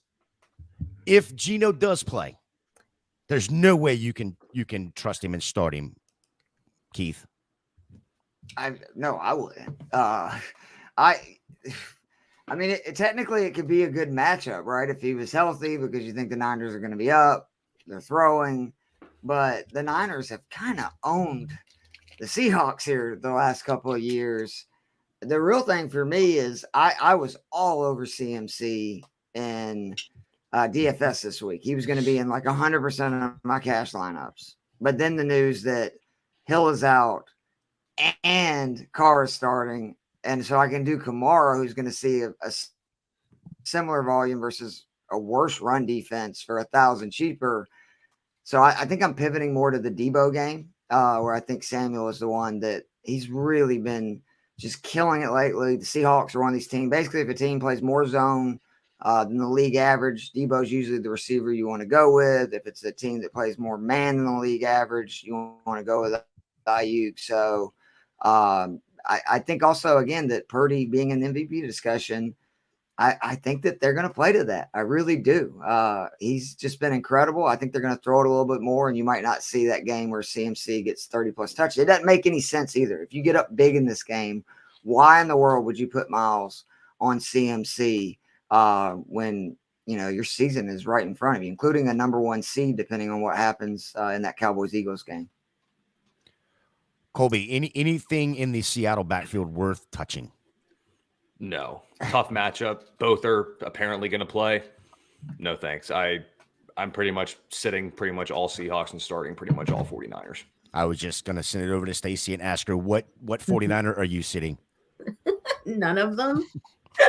Okay, John, what Seattle Seahawks? Maybe what's the fullback's name? Cal Jusic? Or No what way. I might He's sit always him. vulture a touchdown. That guy always vultures a touchdown. Yeah. Always. So you're starting him too. I have a question for you guys. Can I take advantage of having all of your minds here? for this We may not help, just as long as you know that going into it. But As long as you promise to say you love our minds and opinions after I we do. don't I know. love all of your minds and opinions. You honestly can't really. I don't think you can really go wrong with this question. But I have Purdy going in a league where I also have Mahomes, and I'm honestly thinking about maybe starting Purdy instead. Yeah. Speaking of Purdy, Nate, how are we doing on Purdy? You need to admit something, don't you? Yeah, I was wrong. I didn't think Purdy was going to be this good of a quarterback. I'm sorry, I didn't. I was really looking at a lot of tape and didn't see it on. Fuck no. I mean, no way. Sam Darnold was from the get-go my guy. I thought he was winning this job right from the get-go. There's no way Mr. Irrelevant was going to come here and lead this team this many wins and be this good. But he is just throwing efficiently. He's hitting the receivers. He's not throwing interceptions. I mean, he is just. Who would have thought that Mr. Irrelevant would have came in here and ran this offense? And the offense, obviously, we've seen before. There's other quarterbacks in here who we thought could run this offense with just be a game manager. Don't turn the ball over. That's all you got to do. And Brock Purdy's he's killing it right now, man. Stacey, to get to your question, I would start Mahomes. I mean, the Bills-Chiefs game, I think, is going to be a shootout. Mm-hmm. I don't see the Bills the Chiefs running away with that game, right, Nate? And any you don't see them getting up big. I see them running during the game. Exactly. But with Pacheco out, don't you think that means Mahomes is one of those guys that he has these sneaky rushing games where he'll have 30 to 50 yards? And I could definitely see that being one of these games. And he always shows out against poor Josh Allen, who just seems to never do enough to beat that guy. I get it. And Purdy's probably the safer play. I mean, he's been more consistent. And he's just killing it right now. But I worry about with Seattle. I mean, especially if Geno sits. I mean, who knows, how long the Niners really try to play all their starters and score and everything. I mean, they're at home to where I think that Chiefs-Bills game is going to be electric. There's going to be more points scored in that game. And I'm assuming you took Mahomes in like the first or second round, right? I'd have to take a look where I got him. But yeah, I mean, this is a playoff team too. So yeah, I mean, I'd probably start Mahomes. Okay. Is there anybody that you would sit Mahomes for, Colby? Is there anybody I would sit Mahomes for? No. Not even Jalen Hurts? Oh, okay. I don't think you have Hurts and Mahomes on the same team, though. Yeah, reasonably, depending on your team. He said anybody. So it's true. He did say anybody. I wanted to make sure. Sorry. In terms of game environments, the only other one that features any sort of star power in good matchups is that Dallas Philly game. I was going to say you could have Dak and Mahomes, and that wouldn't have been. It's not as unlikely as Mahomes and any of the other top six. It's hard to sit for all the reasons mentioned. When you look at Mahomes, like I'm looking at his numbers, he's got multiple touchdowns in every game he's played against Buffalo. And to talk about Keith's statement about Mahomes rushing attempts against Buffalo in his career games against them, 10, 8, 4, 5, and 7. He runs against them, and it's this. I don't know if it's that he just will not lose to Josh Allen or he will not be shown up by another quarterback. He's like, you think you can run, Allen? I can run too, but I got, I'm a lot more accurate passer. I got better arms. Yeah, it's one of those things. And in this matchup too, can Mahomes throw for 300 and a couple touchdowns? Sure. Can Brock Purdy? Sure. Mahomes is the more likely one that could add 40 in a score with the leg. So I would go Mahomes. It's too good of a game environment for him. Thanks, We got 4 more games to get through in about 8 minutes or 7 minutes now. Chiefs following a loss are just unbelievable. That's true.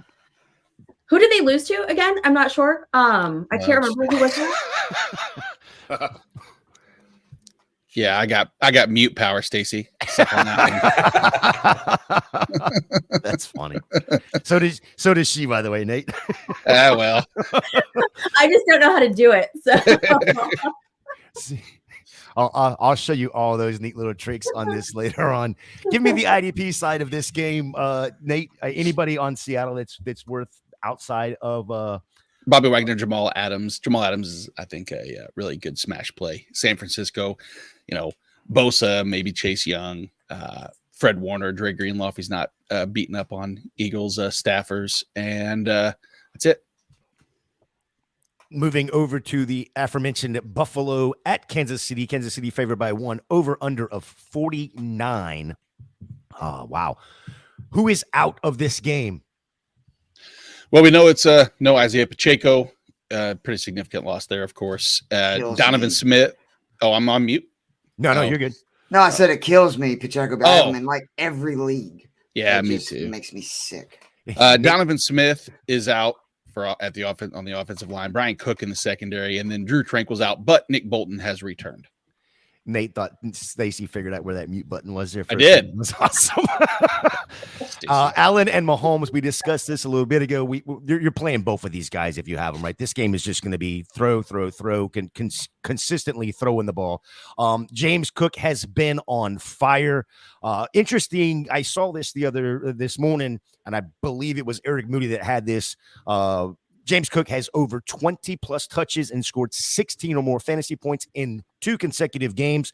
Ironically, those are the 2 games that Joe Brady has now been the play caller. The Chiefs also are allowing 4.6 yards per rush, 5th highest rate in the league. So James Cook is definitely a smash start for me. Is he for you, John? Yeah, you have to. It's just they're gonna have to lean on their what got him there at this point in time. But you mentioned all the stats that he's got and why he's been on fire the last couple of weeks. They're gonna continue with the game plan, so I would expect the same. Last 2 weeks, Rashid Rice has 9 or more targets and scored 14 plus fantasy points. Rashid Rice is definitely a must play for me. Colby, will the Chiefs lean on Rashid Rice today? The breakout is here, and the breakout continues. Rashid Rice to the moon the rest of the way. He's got the most juice on offense for them, especially with Pacheco out. They need him. So while Kelsey may be pass catcher 1 in whatever right, it's the Rashid Rice show. He's going to be dominant down the stretch for fantasy. So, and that begins, or I should say continues here this week. Rice has a higher target share than Kelsey the last 2 weeks, which is just shocking. 21% target share the last 2 weeks. Kelsey 19. Hello. Gabe Davis, the epitome of a on-off switch with his weekly production. This is the off week. Does he buck that trend, Stacy? Oh my gosh, I have this conundrum right in another league that's a playoff team, and I think you have to start him. I've got him in my lineup. I just think there's too much. He can do too much for your team, right? If you leave him on the bench, you don't want to have one of those weeks where you've got Gabe Dave on your bench with 24 points, right? Right now, let me take a look at my notes here, right? Like we talked about, huge game, going to be a lot of passing, going to be a lot of scoring. I think that he gets in on this. He's averaging 15.3 yards per reception. He's got 6 touchdowns on the year. Again, I think he's going to play a role in that. I don't foresee this ending with him having, just a couple of targets, maybe 1 or 2 receptions and, getting you maybe 3 points. I just don't think that's going to happen. Yeah, and actually with Diggs most likely being lined up with L'Jarius Sneed, Sneed does shadow more. He's done that against some of the best receivers in the league, and when that's happened, maybe it's not necessarily it is sometimes a bend don't break scenario, but that does open up a lot of passing volume for the number 2. In this case, it would be Gabe Davis. Keith, Kincaid with Dawson Knox being back, are you worried about Kincaid's production? Yeah, I'd be real worried. If you look at his games before the injury, they were basically splitting everything with Knox being more targeted in the red zone, which if it's not a PPR league, that's real bad news for you. I would definitely be concerned. Kincaid's a stud, but Allen and Knox have a connection. This is going back now, I believe 3 seasons. So I'm very interested to see what happens this week. And then we'll kind of know, moving forward with the first game with them both playing since Kincaid's kind of turned into this stud. But if I had another tight end option, I would play him, especially in a non-PPR. PPR, I'm going with Kincaid no matter what. The only one I'm worried about is Khalil Shakir here. That's he's going to be pushed down the pecking order. So he's the one that's going to take the brunt of the less usage anyway from all these changes. That's very, very, very fair. Colby, which of the KC running backs are you starting with Pacheco being out? Patrick Mahomes. Yep. Very, very, very, very fair. This is your team, Nate. the Kansas City side of it, how do you see this game playing out, being a Chiefs fan? And then I want you to go ahead and give us the IDP side of the game itself. I do think it's close. I don't know if they I would take the under myself, just strictly because I think that both the Kansas City offense has sputtered as of late. We've seen at times, and their defense still consistently, with Nick Bolton back, shouldn't necessarily lose a step. Like many people were talking about their defense being banged up and desperate, but I think the addition of Nick Bolton is going to be the single best addition that they could have made. That being said, I'll give the Chiefs a 3-point win. Just at home, it's Mahomes. It's hard to ever go against that. Love the matchup. If I'm going to continue on to like the IDP side, the Rashee Rice versus Taron Johnson matchup is going to be wonderful. I think that bodes well for Rashee Rice, but it also bodes well for Taron Johnson in IDP scoring because he should be heavily targeted. He should see plenty of the tackles. And then, their liabilities in the secondary. Poyer and Micah Hyde both are liability. Terrell Bernard should be good at linebacker. And there's really no pass rush that worries me. The Chiefs have been very good about limiting sacks to Mahomes. I know we've seen it at times, but for the most part, as a whole, they've been pretty productive, especially without Donovan Smith at left tackle. Wanya Morris, rookie, is going to have to step in. So we'll see a little more approach towards that. George Karlaftis has been a beast, but Buffalo, again, with Josh Allen, not a ton of pass rush. Nick Bolton's going to be the guy there. And in the secondary, do we think, show of hands, is Josh Allen going to throw an interception? I think it's a safe yes for me. So then choose which defensive back you want to see get the interception. I will say it's going to be Justin Reed. So there we go. There you're starting Justin Reed per Nate Markham. Easy. But yeah.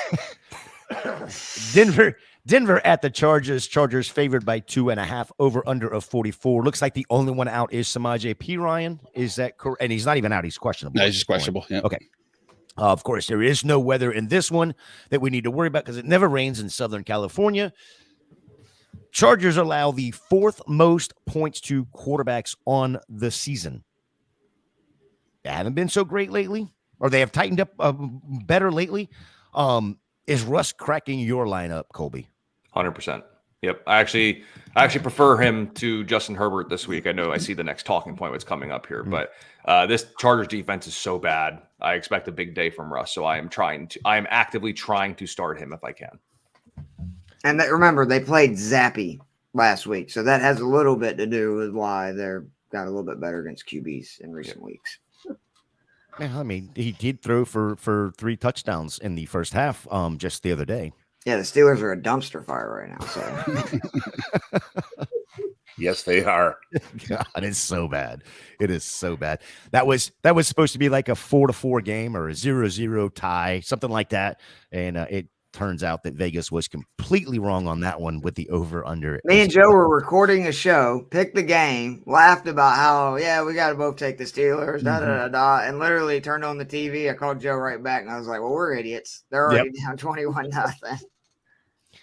Yeah, since week 8, Denver has been really tough D against quarterbacks. Herbert sitting on some benches this week, Stacey?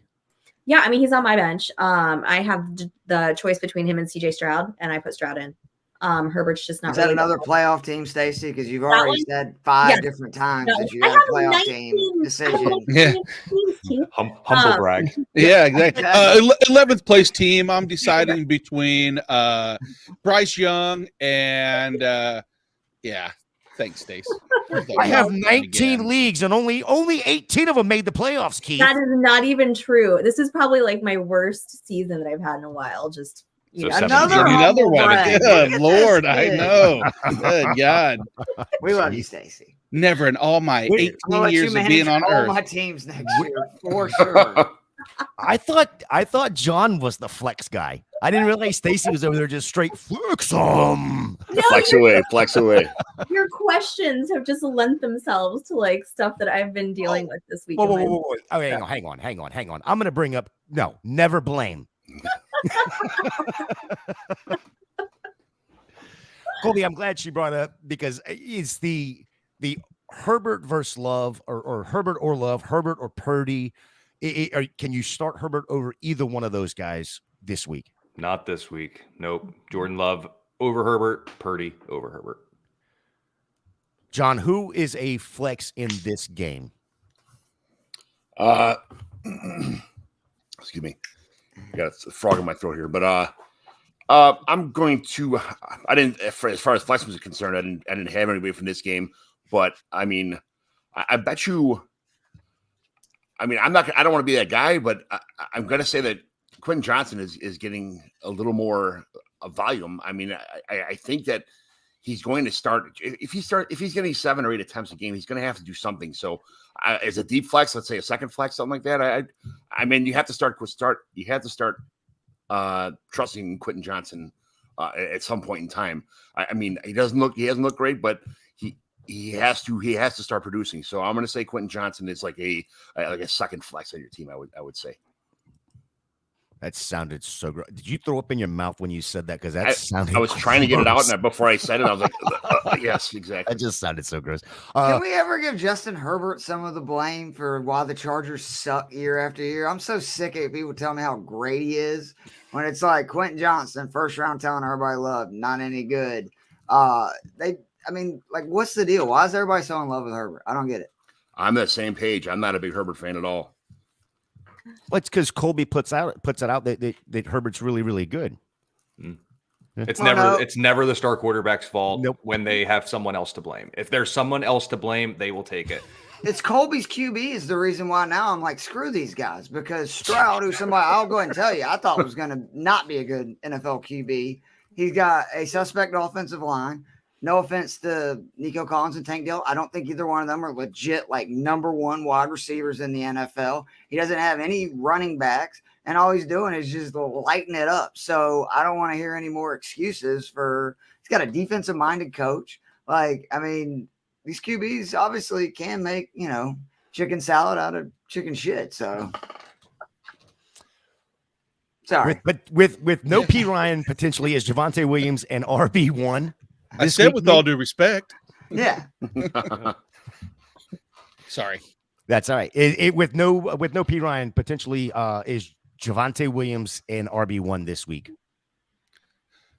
He has been, you know what? I mean, if you look at the last handful, since really week 8, 9, he's looked like he's kind of taken over a little bit. The Chargers, who have been suspect against the run, it was just the pass they were suspect against. Now it's all facets and aspects of the field. I think he's an RB2, but I like that. I like the upside because I don't see them. I think P. Ryan with the questionable tag won't be leaned on at all. I think it's pretty much going to be Javonte's backfield. John, are you going to get this Julian McLaughlin? Like, it just shows up all the time, and it's like, what are you doing in there? You don't belong. I know. I left him off so that we didn't mention his name into existence, John. But way to screw that up for everybody. Leave it up to John for that. Yep. Mm-hmm. Yeah, I was going to ask John a question, but since he so rudely brought up McLaughlin's name, John, are you Javonte or Eckler today? I am not. I'm the furthest thing on the face of the earth from an Austin Eckler fan, but I'm probably going to have to go Eckler this week just because he just gets so much volume. He gets so much dump offs out of the backfield. It's you have to. I love Javonte Williams. He's one of my favorite running backs, but I'm going to have to go Eckler this week. Yeah, it's got to be Eckler this week. Like I said earlier to Nate, this has got to be the week Eckler does something or it's done, right? Is he banged up though? I mean, that's my only question. Is he hurt? I don't think he's ever. A huge workload. I think it's I think it's Justin Herbert's fault there, Keith. I mean, you've I like that. Austin Eckler he's like a watch. He's like a finely tuned, well-oiled machine. If he's not 100%, he's not producing like he should. That's the problem with Austin Eckler. I like the guy, but he has to be. I mean, every gear is going the right direction. Everything he's lubed up. Everything's right. If he's got any kind of like sputtering about him whatsoever, his ankle, his knee, his thigh, is something, he does not produce anywhere near like what Austin Eckler should produce, and that's the funny thing about him. When you're not lubed up, it's rough going. That's what John said. That's what I heard. Someone clip that. Yeah, absolutely. 3-minute mark, for or 3 hour mark rather for anybody that was. They 3 hours, 3 minutes. Good Lord. Then lost my train of thought here. Sutton and Keenan Allen. are definitely wide receiver plays for today. If Josh Palmer can return, does he have flex value, Keith? Yeah, I mean, he's been really good with the guy I was just shitting on, Justin Herbert, especially in games that Mike Williams doesn't play. And I mean, we've kind of, again, seen that Quentin Johnson has not exactly been the answer. I just, that's a pretty risky, like, I'd have to be in a pretty bad situation to roll him into a lineup coming off an injury and with just all the stuff going on. And, you know, even to put him in like my flex or say wide receiver 3. Yeah, he wasn't even on they're just quiet about him. Like there's nothing about they're not even talking about if he's coming back or how his rehabilitation is coming and nothing. Like it's like, man, like I haven't heard anything about him at all. So that's not a good sign. You want to be optimistic and say, yeah, he's coming along fine. He's on the way back. That's why Quentin Johnson is in my second flex, because I just feel like I don't think he's going to come back. And if he does come back, he's going to be just a decoy or something, something to put on a depth chart. If there's one thing we've learned about the Chargers medical staff is that I don't believe they can be trusted with a needle in someone's ribs and or with evaluation of a lower body injury to Josh Palmer.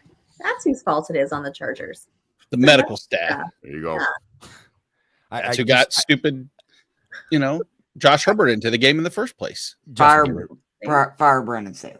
For God's sakes, just do it, Jesus! Because then I won't have any excuses for Herbert. I can really hammer him because I don't want to look like an idiot. But it's like, get rid of that guy first.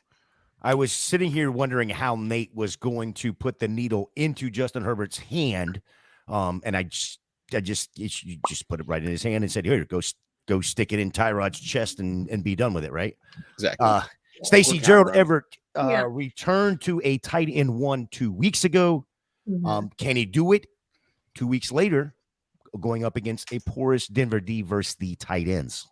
Yeah, so against Baltimore, he put up 14.3 fantasy points, and that's in a half PPR format. You guys, everybody knows this tight end position is rough, right? Unless you're one of the top 5. Right now, rough. It's terrible. It's terrible. I mean, so he is averaging. Wait a second, I just had it in front of me, and I think I moved my mouse. So, well, anyway. You could do a lot worse than Gerald Everett, especially against this matchup with Denver. So if you've got some issues at tight end, I would definitely throw him in there. There we go. He's averaging 5.8 per game, but this is all season long numbers here as well. And still, that doesn't even put him as like one of the worst tight ends either, which just tells you how rough that position is this year. Yeah, Nate, who's the bad outside linebackers that are covering him this week? That gives him. I mean, to have this great of a matchup, or to say that he's going to score. To be in the top, maybe mid, high second tier tight ends this week. I think it goes more to say what the Denver D gives up to the tight end position. That's what I'm saying. Like who are the linebackers that are covering him? Everett, that's in such a bad situation this week that he's considered one of the maybe not top 12 but top 14 tight ends. That's I like Everett. He does get open. He's a decent tight end, but what's up with the linebacker core of yeah, I think he goes from linebacker back to safety as well. No Kareem Jackson, who's been suspended. PJ Locke's come in, and PJ Locke's been really good, but he's not like a lockdown type safety. See what I did there. But as far as linebackers go, it's really Josie Jewell who would be outside, and he's, I want to say, disappointing me this year by what I've seen in the past. And Alex Singleton in the middle is fine. He's, linebacker wise from a tackle volume standpoint, but the whole season, it seems like they've basically, I think it's a product of also the fact that they have, Pat Surtain on one side, Fabian Moreau, who's not the best, but he's been solid. And Jaquan McMillan, I think forcibly feeds the tight end position. Sometimes that's the product of good outside coverage, is that you have to find somebody, and usually it's the tight end. The Broncos give up 13.1 points to opposing teams' tight ends so far this year. That's the most. Yeah, that's not good. That's not good. That's not a good stat to be considered the most in. Keith, the IDP, I'm sorry, the DFS side of this game. I want my IDP. Yeah. DFS of this game here seems like there should be a lot of players that would be in play. Again, for MME, sure, but in cash games, there's just so much uncertainty, or you're spending a ton of money on, you know, the expensive guys that who knows? I mean, neither of these offenses have looked exactly great. I mean, even the Broncos, who Russell continues to put up points, and the main reason he does is because he keeps running. I think he's got like 30 yards or more in 7 of his last 9 games or something. He's kind of Russell Bustle again. For like cash games, honestly, the guy that I like the most is who Stacey just brought up, is Everett. He's 3,400. I think a lot of people are going to be on Likely, who's $100 more. And again, at 3,400, you're talking about you need basically 10 points for him to be a good cash game play. And he's had 4 receptions for 40 yards the last 2 weeks. If he catches a touchdown, like I'm sure he's gonna get that, but I think I would be shocked if he doesn't at least score 7 to 9 points versus the Broncos team that, unlike the run, where all those, you know, awful statistics for them come from one game where they gave up 500 yards and 7 touchdowns. They have consistently been bad versus tight ends week after week after week. IDP side, Nate. Yeah, we talked earlier about some of the linebackers with Denver. That's pretty much the Alex Singleton show. Pass rush is solid between Nick Benito, Jonathan Cooper, but no one that I really want to just tie my upside IDP picks with. PJ Locke, who I did say has been fantastic, he's filled in admirably, done pieces across all aspects, splash plays, solid tackle volume, and then if you want to get like a little bit the Charger side, Tui Tuipulotu is good, but Denver's pass or offensive line's been better. I think this turns into a Eric Kendrickson, Kenneth Murray show more for the linebackers, just because I think Denver, with like I said earlier about Javonte, and then Derwin James is a must start every week. I love it when you said Tui's last name. It looked like Colby was like, ooh. That was impressive. That was impressive. Tuipulotu? Yeah. Sure. Don't clip that one though. You've had some better clip-worthy comments on this stream. Yeah, exactly. Correctly. I'll butcher it. The Sunday Like, night. Atani, isn't that what Keith? In that, what's his name? Who, Running back. Oh, you said it right now. Look at you. Learn how to say more Kawa too, which I used to say more Cowie. I'm a country. What the fuck do you want me to do? Like, I'm sorry, okay? I was born in a barn. I live on a dirt road. Like, I can't pronounce names, but I have learned. I've been working. But you have. I'm proud of you. Even if he can't pronounce it, everybody still knows who he's talking about. And I can't spell it either. So thank goodness for Google, right? Sunday night football. It is the Philadelphia Eagles at the Dallas Cowboys. Dallas is favored by 3.5. Over under the highest on the slate, 51.5. Nobody is out in this game. Everybody looks to be healthy. Of course, it's in a dome. Really, this game is probably going to be under. There's not really anybody you're going to be starting that's going to be in this game, Colby. I mean, you're sitting pretty much everybody in this game, right? Yeah. I mean, honestly, looking at this game, it's who would you sit? That's pretty much what it comes down to. You want to start everyone, and the only name I can come to confidently is Michael Gallup, just because his snap share has trended down. Jalen Tolbert seems to be a little bit more involved. And you look at these last 2 games, Dallas has 40-plus points in each of them, and Gallup only has 13 more receiving yards than we all do combined. That's all. Somebody wake Jorge up and give him that stat. Yeah. I will give you somebody to sit this week from that game, and that's going to be Devontae Smith, because Dallas Goedert is back. Oh. And so I'm well, you can ask Jorge. Jorge knows this for a fact, but Dallas Goedert is a must start. He's always been a must start. No. Yep. The problem I see in this game for Smith is with Goddard being back. Those games where Goddard played is where Smith targets as a whole all took a hit. So now that Goddard is back, I do think that they're going to try to get him involved early and often. Stacey, what do you think about this game, and who are you sitting? Yeah, so I don't know that I would go as far as to sit Devontae Smith, but I think you're definitely going to have to lower expectations. Gator, just to piggyback off you, his last 3 games, I'm talking about Devontae Smith here, he's had 99 yards, 106 yards, 96 yards. All those, of course, who wasn't playing? Dallas Goedert. When Dallas Goedert was back earlier this season, Smith only went over 100 yards in 2 games. And really, I'm kind of fudging on those numbers because one he had 99 yards and the other was 131. So there's definitely a huge difference when Goddard is in the game there too. So I don't know that I would sit him. I mean, he's just way too good of a player to sit on your bench. I mean, I don't know, honestly, who else you would have that you would feel comfortable starting him over if you're just looking at your roster. And especially given, this team, this offense, all of that. But I just think you just definitely got to lower those expectations. John, anybody that is flex worthy in this game? Just flex worthy, not that you're starting. Possibly, I mean, everybody's going to score here. So I'm out as far as the flex is concerned. Rico Dowdle, maybe like that would be somebody who I could see maybe getting a little bit. It's a terrible matchup as far as run defense, but I mean, it's flex worthy. Most of these people are in your starting lineup. I mean, almost everybody on this whole slate is in your starting lineup. So it's kind of one of those games where do I go to dig to find somebody that's not going to produce?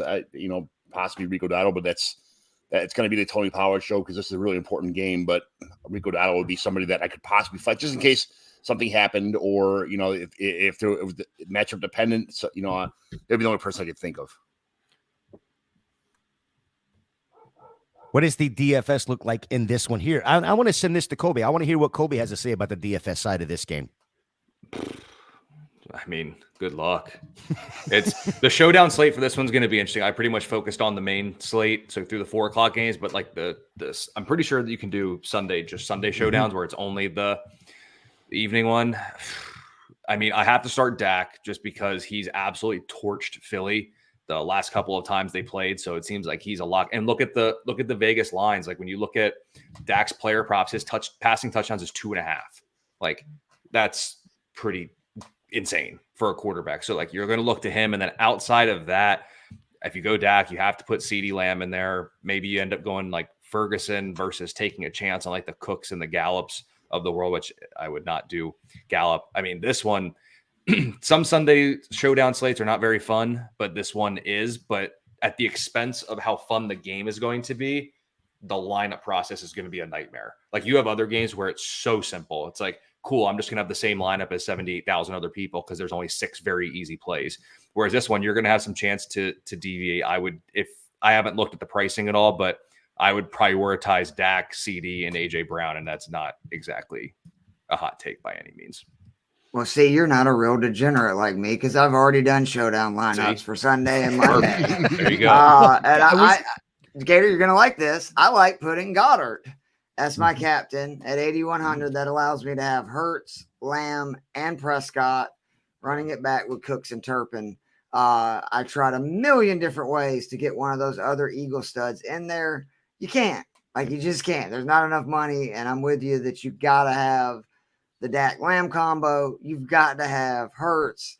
And to me, in this slate, the way to win money is to try to hit the showdown, that captain lineup. And I'm hoping that Goddard comes back. Maybe people are a little leery because he hasn't played in a few weeks and he goes bananas. And then, hopefully you win some money. Well, people that listen here and listen to you on Friday night already know that you're putting Goddard in there, and it's no longer. Well, actually, no, I skipped it. I got lazy this week because Joe was like, he's no showing. I'm like, I'm not doing showdown lineups too. So I just did the prop plays and DraftKings plays 4,500 under. Well, now they know. Now that's they right. know. Yep. So it's over. IDP side of this game, Nate.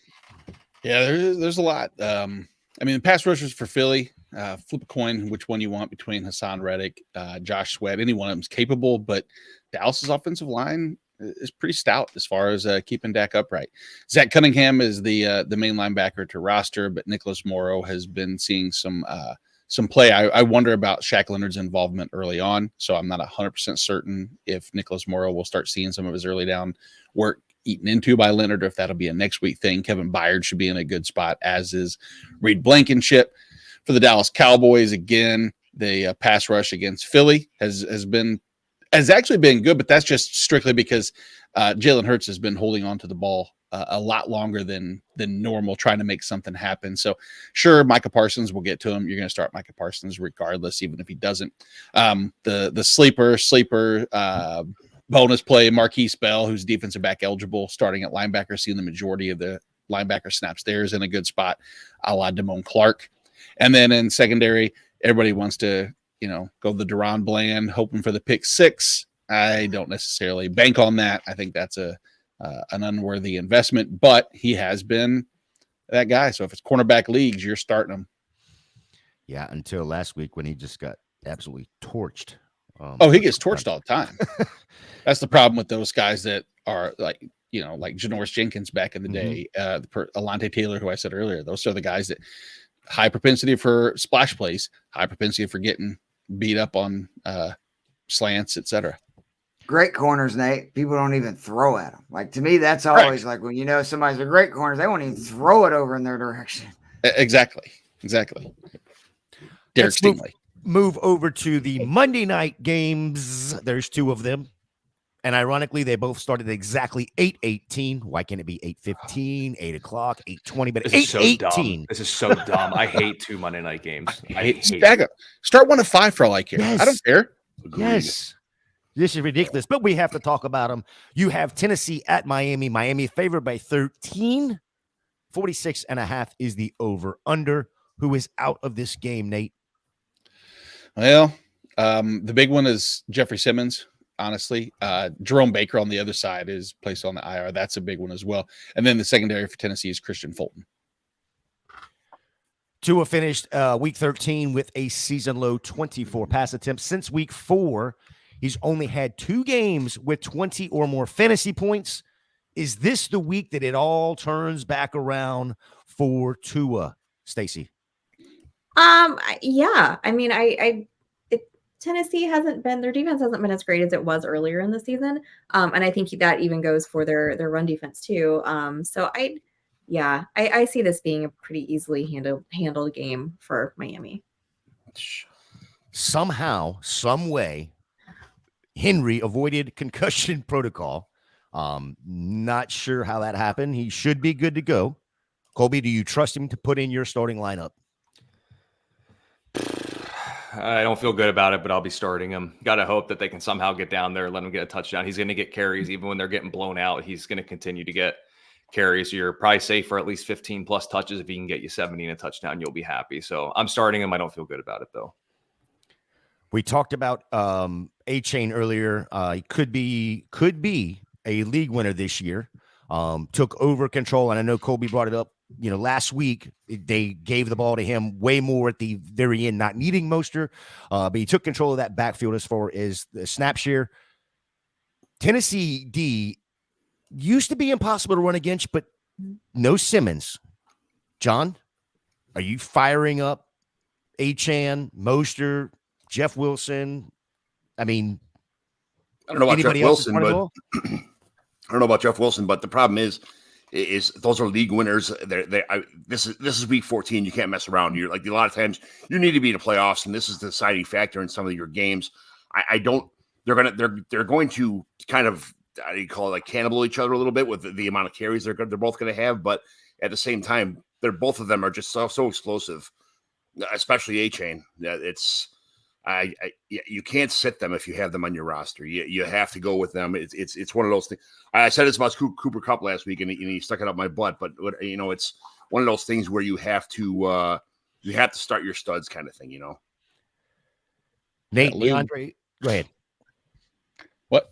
I was gonna say DeAndre Hopkins returned to that back end wide receiver 1, front end wide receiver 2 last week, getting 12 targets, 5 receptions. But is he going to get them this week, and is it going to equate to a better output than a wide receiver 3? He'll get the targets. I don't think that's without question. I mean, hell, he's one of the most targeted receivers in the league. Problem is they're shit targets and can't do much with them. So it's like you just hope that you get that one-off game where he gets in the end zone. Or 3 times like against Falcons. Okay, yeah, let's not. He's not playing the Falcons, unfortunately, But no, you're right. That's exactly right. It's like I wouldn't expect that, but I do want more than one red zone target in the last 5 games. So it's just they have to get to the red zone for that, and if you get to the red zone, you're gonna give it to Henry, or at least do like Colby said. Yeah. Exactly, I would too. So yeah, it's kind of It sucks, but Poo-poo platter. would you start? Here's a question. Scott Fishbowl. Would you start Keaton Mitchell or DeAndre Hopkins? Is it full PPR? Yeah. I would start Hopkins. Yeah. Me too. Yeah, I agree. I would get in trouble if I didn't bring up is it Durham Smythe, because the fourth and frame guys are all over this guy this week. No, I'm just playing. Anybody, any other pass catchers, Kobe, outside of Hill and Waddle for the Dolphins that we need to bring up and absolutely smash play? No, not outside the deepest of the deepest leagues. I don't think you need to go any farther than that. It's a four-headed monster. It's Hill, Waddle, Mostert, Achane. That's all they need. Before we get over to Stacy's game of the week, Nate, give us the IDP side for Tennessee and Miami. Tennessee, yeah, it gets pretty ugly. Azeez Al-Shaair is about the one that I really want to start. It really is. I mean, I don't like Harold Landry. I don't like Denis Gauthier against the Dolphins offensive line. They've been just stumping everybody. Kayvon Wallace is up in the line of scrimmage. But on the Miami side, there's plenty that I actually really like. I'll zoom through them real quick. Number one is Andrew Van Ginkel. Now that Jalen Phillips, with him being out, Van Ginkel slides over to more of the edge rusher role. He's been fantastic. Bradley Chubb's in a great spot here. Christian Wilkins is healthy, which is going to help elevate both of their floors. David Long, without Jalen Phillips, has been an LB1/LB2. And then no Jerome Baker means Duke Riley might step in the deepest of deep leagues. If you're still listening, do that. No Javon Holland most likely means there's probably not a defensive back that I'm really too interested in. The Green Bay Packers favored by 6.5 at the New York Giants, over under of 37. And, again, this game is tomorrow night. So it's roughly 24 plus 8. Let's call it 30 hours or so is when they kick off. Thank you for the Green Bay Packers for actually caring about our fantasy team and letting us know this early that Christian Watson is going to be out. Nate, who else? There's a lot. So Quay Walker's doubtful, trending in the opposite direction. Aaron Jones is questionable. It should play. Offensive line for the Giants, Evan Neal's out. Dexter Lawrence, defensive tackle, is questionable. I got a bunch of home leagues that I run, you guys, and I invited everybody over this weekend. They have 3 people knocking on my garage door right now, so I'm going to have to brother. Have a dip out. Okay, so yep. Thanks for having me on again. I'll see you next week, hopefully. Yep. Appreciate see you then, John. Bye-bye. This is probably going to be the better of the 2 Monday night matchups. Listen, Jordan Love, this kid last 3 games averaging 285 yards passing, 23 fantasy points, throwing more touchdowns got more touchdowns than he does turnovers. Absolutely amazing. Stacy, go ahead and rant and rave about your quarterback there in Green Bay. Yeah. So, I got to say at the beginning of the season, I was not really excited about, the Love era in Green Bay. All right. I think it's like now they've all kind of finally gelled together. We got this like young offense here, Jordan Love, all these young receivers. They're finally starting to get to know each other and trust each other and just like really just kind of come together. Right now, Jordan Love, top 10 fantasy points since week 8. The Giants have only had 4 wins all season. We know this.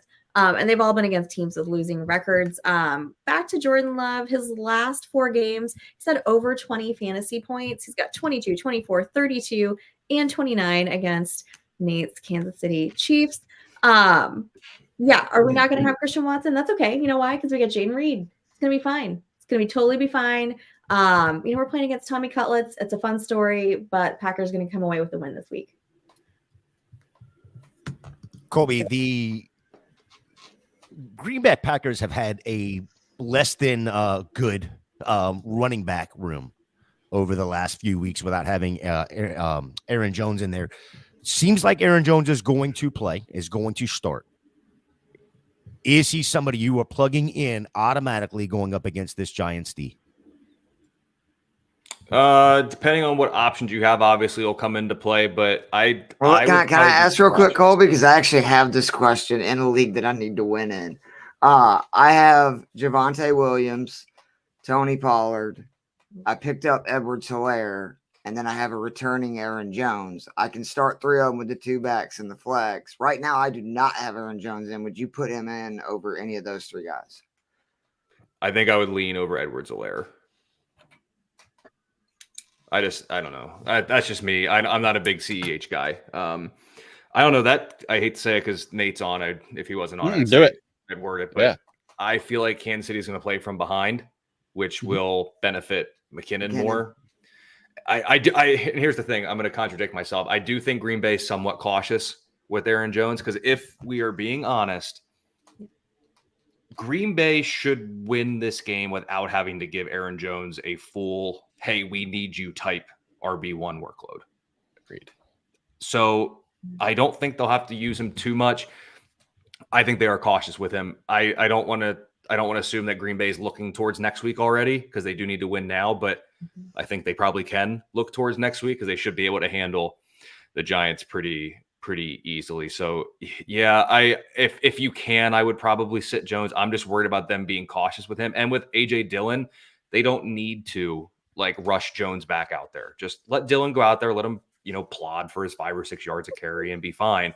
This isn't a situation where like if Houston didn't have Damian Pierce and Devin Singletary was coming back after that, it's like Mike Boone and kicking Dare Agumbawale. So like, yeah, maybe you do run Singletary out there because you need some sort of playmaker there, but they have AJ Dillon. I would expect them to be cautious with Aaron Jones in his first game back after missing a few weeks. Saquon should see 1,000, 1,500 touches today, Nate. Yeah, I would imagine. Are they going to be high value touches? Not having Quay Walker for that defense. I know Isaiah McDuffie's going to step in and be okay, but that is a pretty significant, good sideline to sideline linebacker. So that does help Saquon's upside. It's just, it's the Giants. Again, no Christian Watson. Is Romeo Doubs? I mean, we already know Jaden Reed's in that absolute smash start. Kobe's guaranteed already that Jaden Reed's going to get 34 points. Is that right? 32, we said. 32. That's right. Yeah. 32. Romeo Doubs, is he a start for you, Keith? I mean, you talking about in fantasy leagues? Yes. Yeah. I mean, why not? I do worry, though, this is a letdown game. Earmuff, Stacy, for the Packers. They're coming off 2 huge wins. The Giants have been very frisky at home all year. Remember, they almost beat the Bills. Saquon Barkley is healthy, and Tommy DeVito hasn't looked half bad. I would be leery a little bit of this as a trap game for the Packers because the rest of their schedule is cake. And not that this shouldn't be cake as well, but with Watson out, I mean, to me, Dobbs, Reed, and like if you're doing showdown lineups, I love Wicks, who is somebody who has been really good in games when one of the 3 main receivers have been out. Yeah, Jorge's been on talking about Wicks since you guys were on the Daily Fix show a couple weeks ago. So that is a name that I hadn't heard of, and then all of a sudden a couple weeks ago now it's like everybody is saying his name. So now Jorge, he's a trendsetter. What's that? Said Jorge's a trendsetter. Yeah.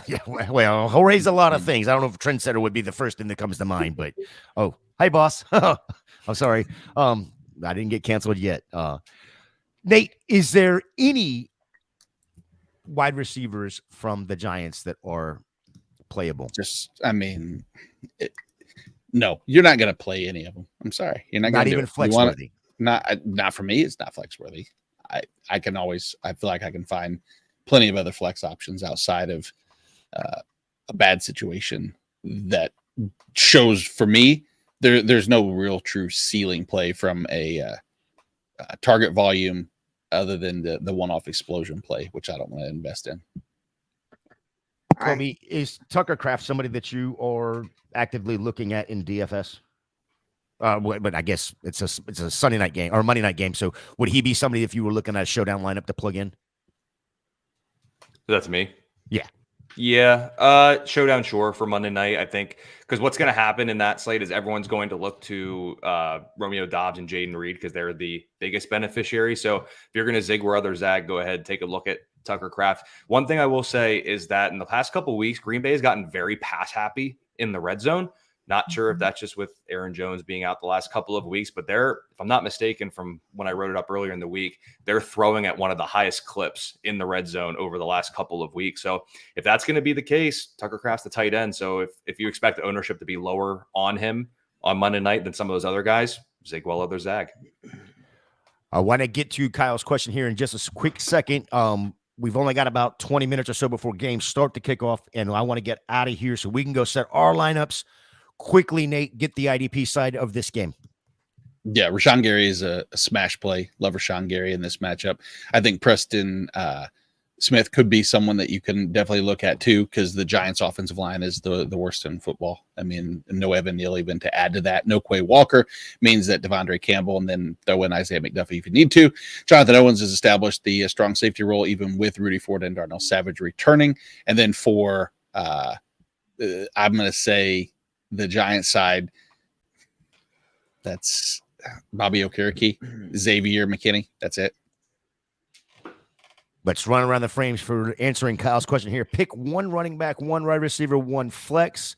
Madison, Mitchell, Gabe Davis, Brandon Cook, full PPR. Let's start with you, Colby. I'll reluctantly sit Keaton Mitchell. Keith?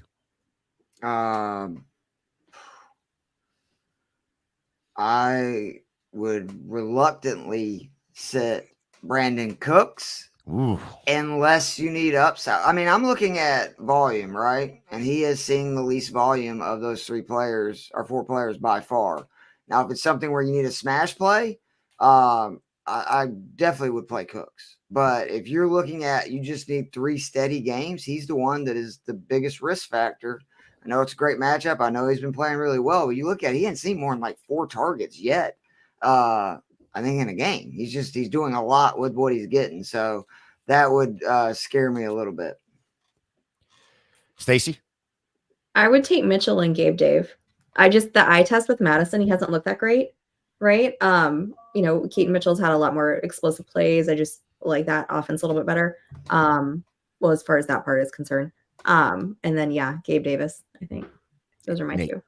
Nate. Yeah, as to mimic Colby, I'm going to reluctantly sit Keaton Mitchell just because the volume. I mean, 40 last week was the most he's played, and that was 46%. So, and that was explosive plays needed to do so in between the 20s. And we know Gus will still vulture enough of those high value targets, but I don't think that there's a huge separation between any of these guys in terms of like an absolute must sit or must start type scenario. All right, let's get out of here quickly. I'll go the other way. Start with you, Nate. Tell the good people what you got going on and where they can find you on that Twitter box. Yeah, down below at Nate Markham. We have Shoot the Cap, obviously, Wednesday nights at 10 p.m. Eastern, and then the Start Sit column IDP Roundup throughout the week. Obviously, follow at Fantasy and Frames more importantly than anything else. Stacy?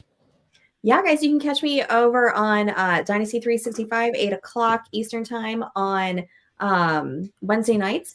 And you can find me over on Twitter at Stacy_Perez83. Keith? You can find me on the X at Keith Fleming. I do 2 articles a week covering DFS for Fantasy Six Pack. One's a value, one is a stacks article. Getting back into golf, guys, in 3 weeks. I can't freaking wait. Gave a 14-1 winner on my Twitter page last week. Thank you, Scotty Scheffler, and live betting. And then every Friday night, Daily Fix Show back on Fantasy and Friends. Maybe Joe Matz will show up sometimes. I don't know. He's 1 for 3 so far. 1 for 4 at this fucking point. Jesus Christ. Giving the guy credit.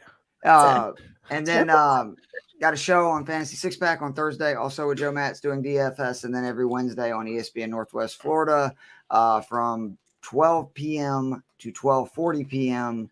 That's Central Time, talking DFS. We will roll from football to golf as the calendar turns. Rhetorical question here, but Joe Matz doesn't miss the Thursday show, does he? Colby? He's late to it all the time. Colby, tell the good people where they can find you and where they can find your work. Yep. At Colby R. Conway on X, formerly known as Twitter. And then you can find my writing over at fantasyalarm.com and bigguyfantasysports.com. Yeah, make sure you're following Colby, one of the good guys in the space. You can find me over at FantasyJ77, and like Nate said, more importantly, at Fantasy in Frames. It has been fun. Hopefully, everybody out there gets into the playoffs this week, and we will see you next week.